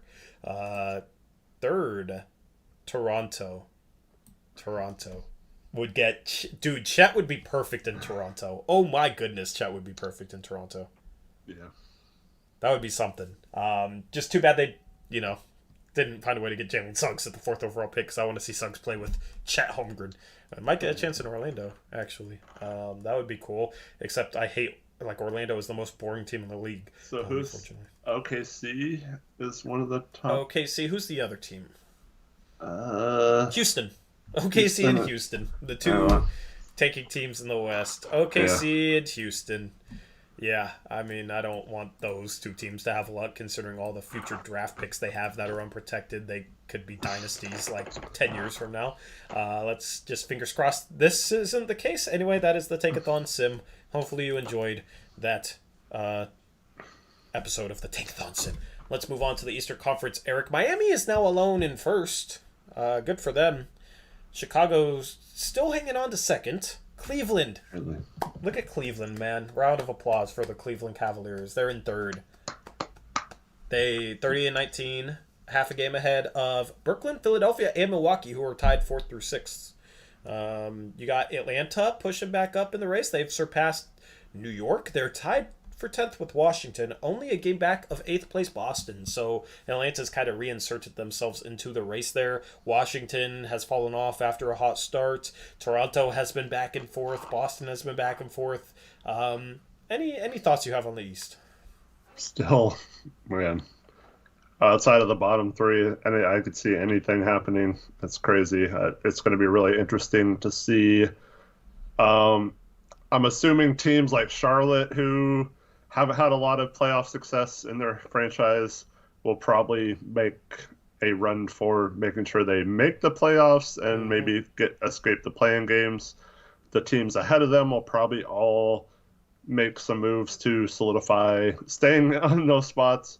And then it'll be really interesting, the 8 through 12, if those teams become buyers or sellers, or if they're going to go for the playoffs or not. I have a feeling Atlanta and New York are going to refuse to quit. Washington's a wild card. Toronto probably depends on what they do from now until the deadline. Yep. You know what I want to see? I want to see Cleveland pass Chicago. Okay. I want to see Milwaukee pass Philadelphia. Mm-hmm. And then I want Toronto to pass Boston. That would give you a 1-8 matchup of Miami versus Toronto, Kyle Lowry against his old team. Mm-hmm. You'd have a 2-7 matchup of Cleveland versus Charlotte. Imagine that. Imagine that being like a first round matchup. That's like New York and Atlanta last year. One of those teams is guaranteed to be a second round team. Yeah, and that series was fun. It's always fun to see 2 kind of surprise teams face off in the first round. And then 3 versus 6, you'd have Chicago versus Philadelphia. Chicago versus Philadelphia. And then 4 versus 5, you'd have a Brooklyn-Milwaukee rematch, the 2 favorites in the East in the first round. And winner would play Miami, Toronto. Which Toronto would have a chance to be Miami in that series, by the way. That would be a fun first round. So I'm rooting for certain matchups here. When we get close to the end of the season, I'm going to be rooting for certain teams because I'm going to want to see certain matchups. There's a lot of intriguing matchups that you could have in the first round of the Eastern Conference. Mm-hmm. Anyway, let's move on to the next 5 games. This is the next 5 games. We haven't really I haven't paid attention to this recently. We got the Bulls coming up next. They're super banged up. That will be a members-only watch party, so we're going to stream during that game. So if you want to watch that stream, become a channel member, hit the join button below this video, and then we'll have a 30-minute post-game show because Niners are kicking off at 3:30. Me and Eric are both Niners fans. That's the NFC Championship. We're going to watch that game. That'll be a short post-game show. No graphics or anything. We'll just kind of sum up the game. So to make up for that, that's why we're doing a members-only watch party for that game. And then after that, you got OKC. They suck. Lakers have been banged up. And then you got OKC again. They suck. I mean, got some... I think we're going at least 2-2 over the next 4 games, Eric. That's definitely possible. My prediction is 2-3, because then we got Milwaukee. And that's probably going to be a slaughter. Yeah. So, and then the trade deadline at that point would only be 5 days away. Feels like forever, but it's so close. Yeah, I don't want it to be here yet because after the trade deadline, if we're like tanking, it's gonna be boring. You know what I mean? Like it's gonna be a little bit boring. I like the trade talk after that. I don't know. It's gonna be what off-season talk. I guess we could, but I guess Shy hurt his ankle tonight too, so he might not be playing in this. Like I said, OKC knows how to tank. We don't, man. It's tough. Yeah. I mean, you can't beat the Masters at it. We got a serious chance. I think there's a serious chance we're 3-2 in this stretch. Actually, yeah. Like we beat OKC twice, and then we beat one of the Lakers or Bulls. And then what? We'd be like 24 and 30. Yeah. So, anyway, that wraps up around the NBA. Shout out to Jakob for becoming a starter level member. I will see you on Sunday for the watch party, Jakob, if you're able to make it. I know you have completely different hours. It's a weird time. It's 12:30. Maybe you can watch it at a normal time. Yeah. I don't know what time that would be for you. 12:30 Pacific time in the U.S. That might be in the middle of the. I don't know. I'm trying to think, and I can't do time conversions right now. And then shout out earlier, Embarking Box became a star level member. Shout out to Embarking Box. Good to talk to him. Anything else you got for the stream, Eric? Real quick, Joey asked a question whether we think Dame will be back this year. He had those comments last Saturday. I mean, I don't know. I think if we make the playoffs and he's 100%, I think he probably would try to play. If we're, staying around where we're at right now, maybe the 10th seed, and we'd have to win 2 games to even make the playoffs. I don't know if he'd be rushed back for that. So I hope I hope it's separate from how we're doing, unless we're losing and he's healthy and then he doesn't want to come back. That's fine. But I don't want it to be the opposite where he comes back too soon simply because we have a chance to make the playoffs. So as long as that's not the case and he's 100%, I'm fine with any scenario. And I'm also fine with him just sitting the rest of the year as well. Yep. I agree with that. Anyway, that wraps Thank you everyone for watching. It's been fun. Yep. Been a little bit of a marathon. We will catch you again on Sunday with members only watch party, short post game show. Hopefully you're able to make it for one of those, and then Monday Blazers Surprise Live as usual. Have a good rest of your Friday night. Have a good weekend. We will catch you again on Sunday. Until then, as always, peace out. Go Blazers.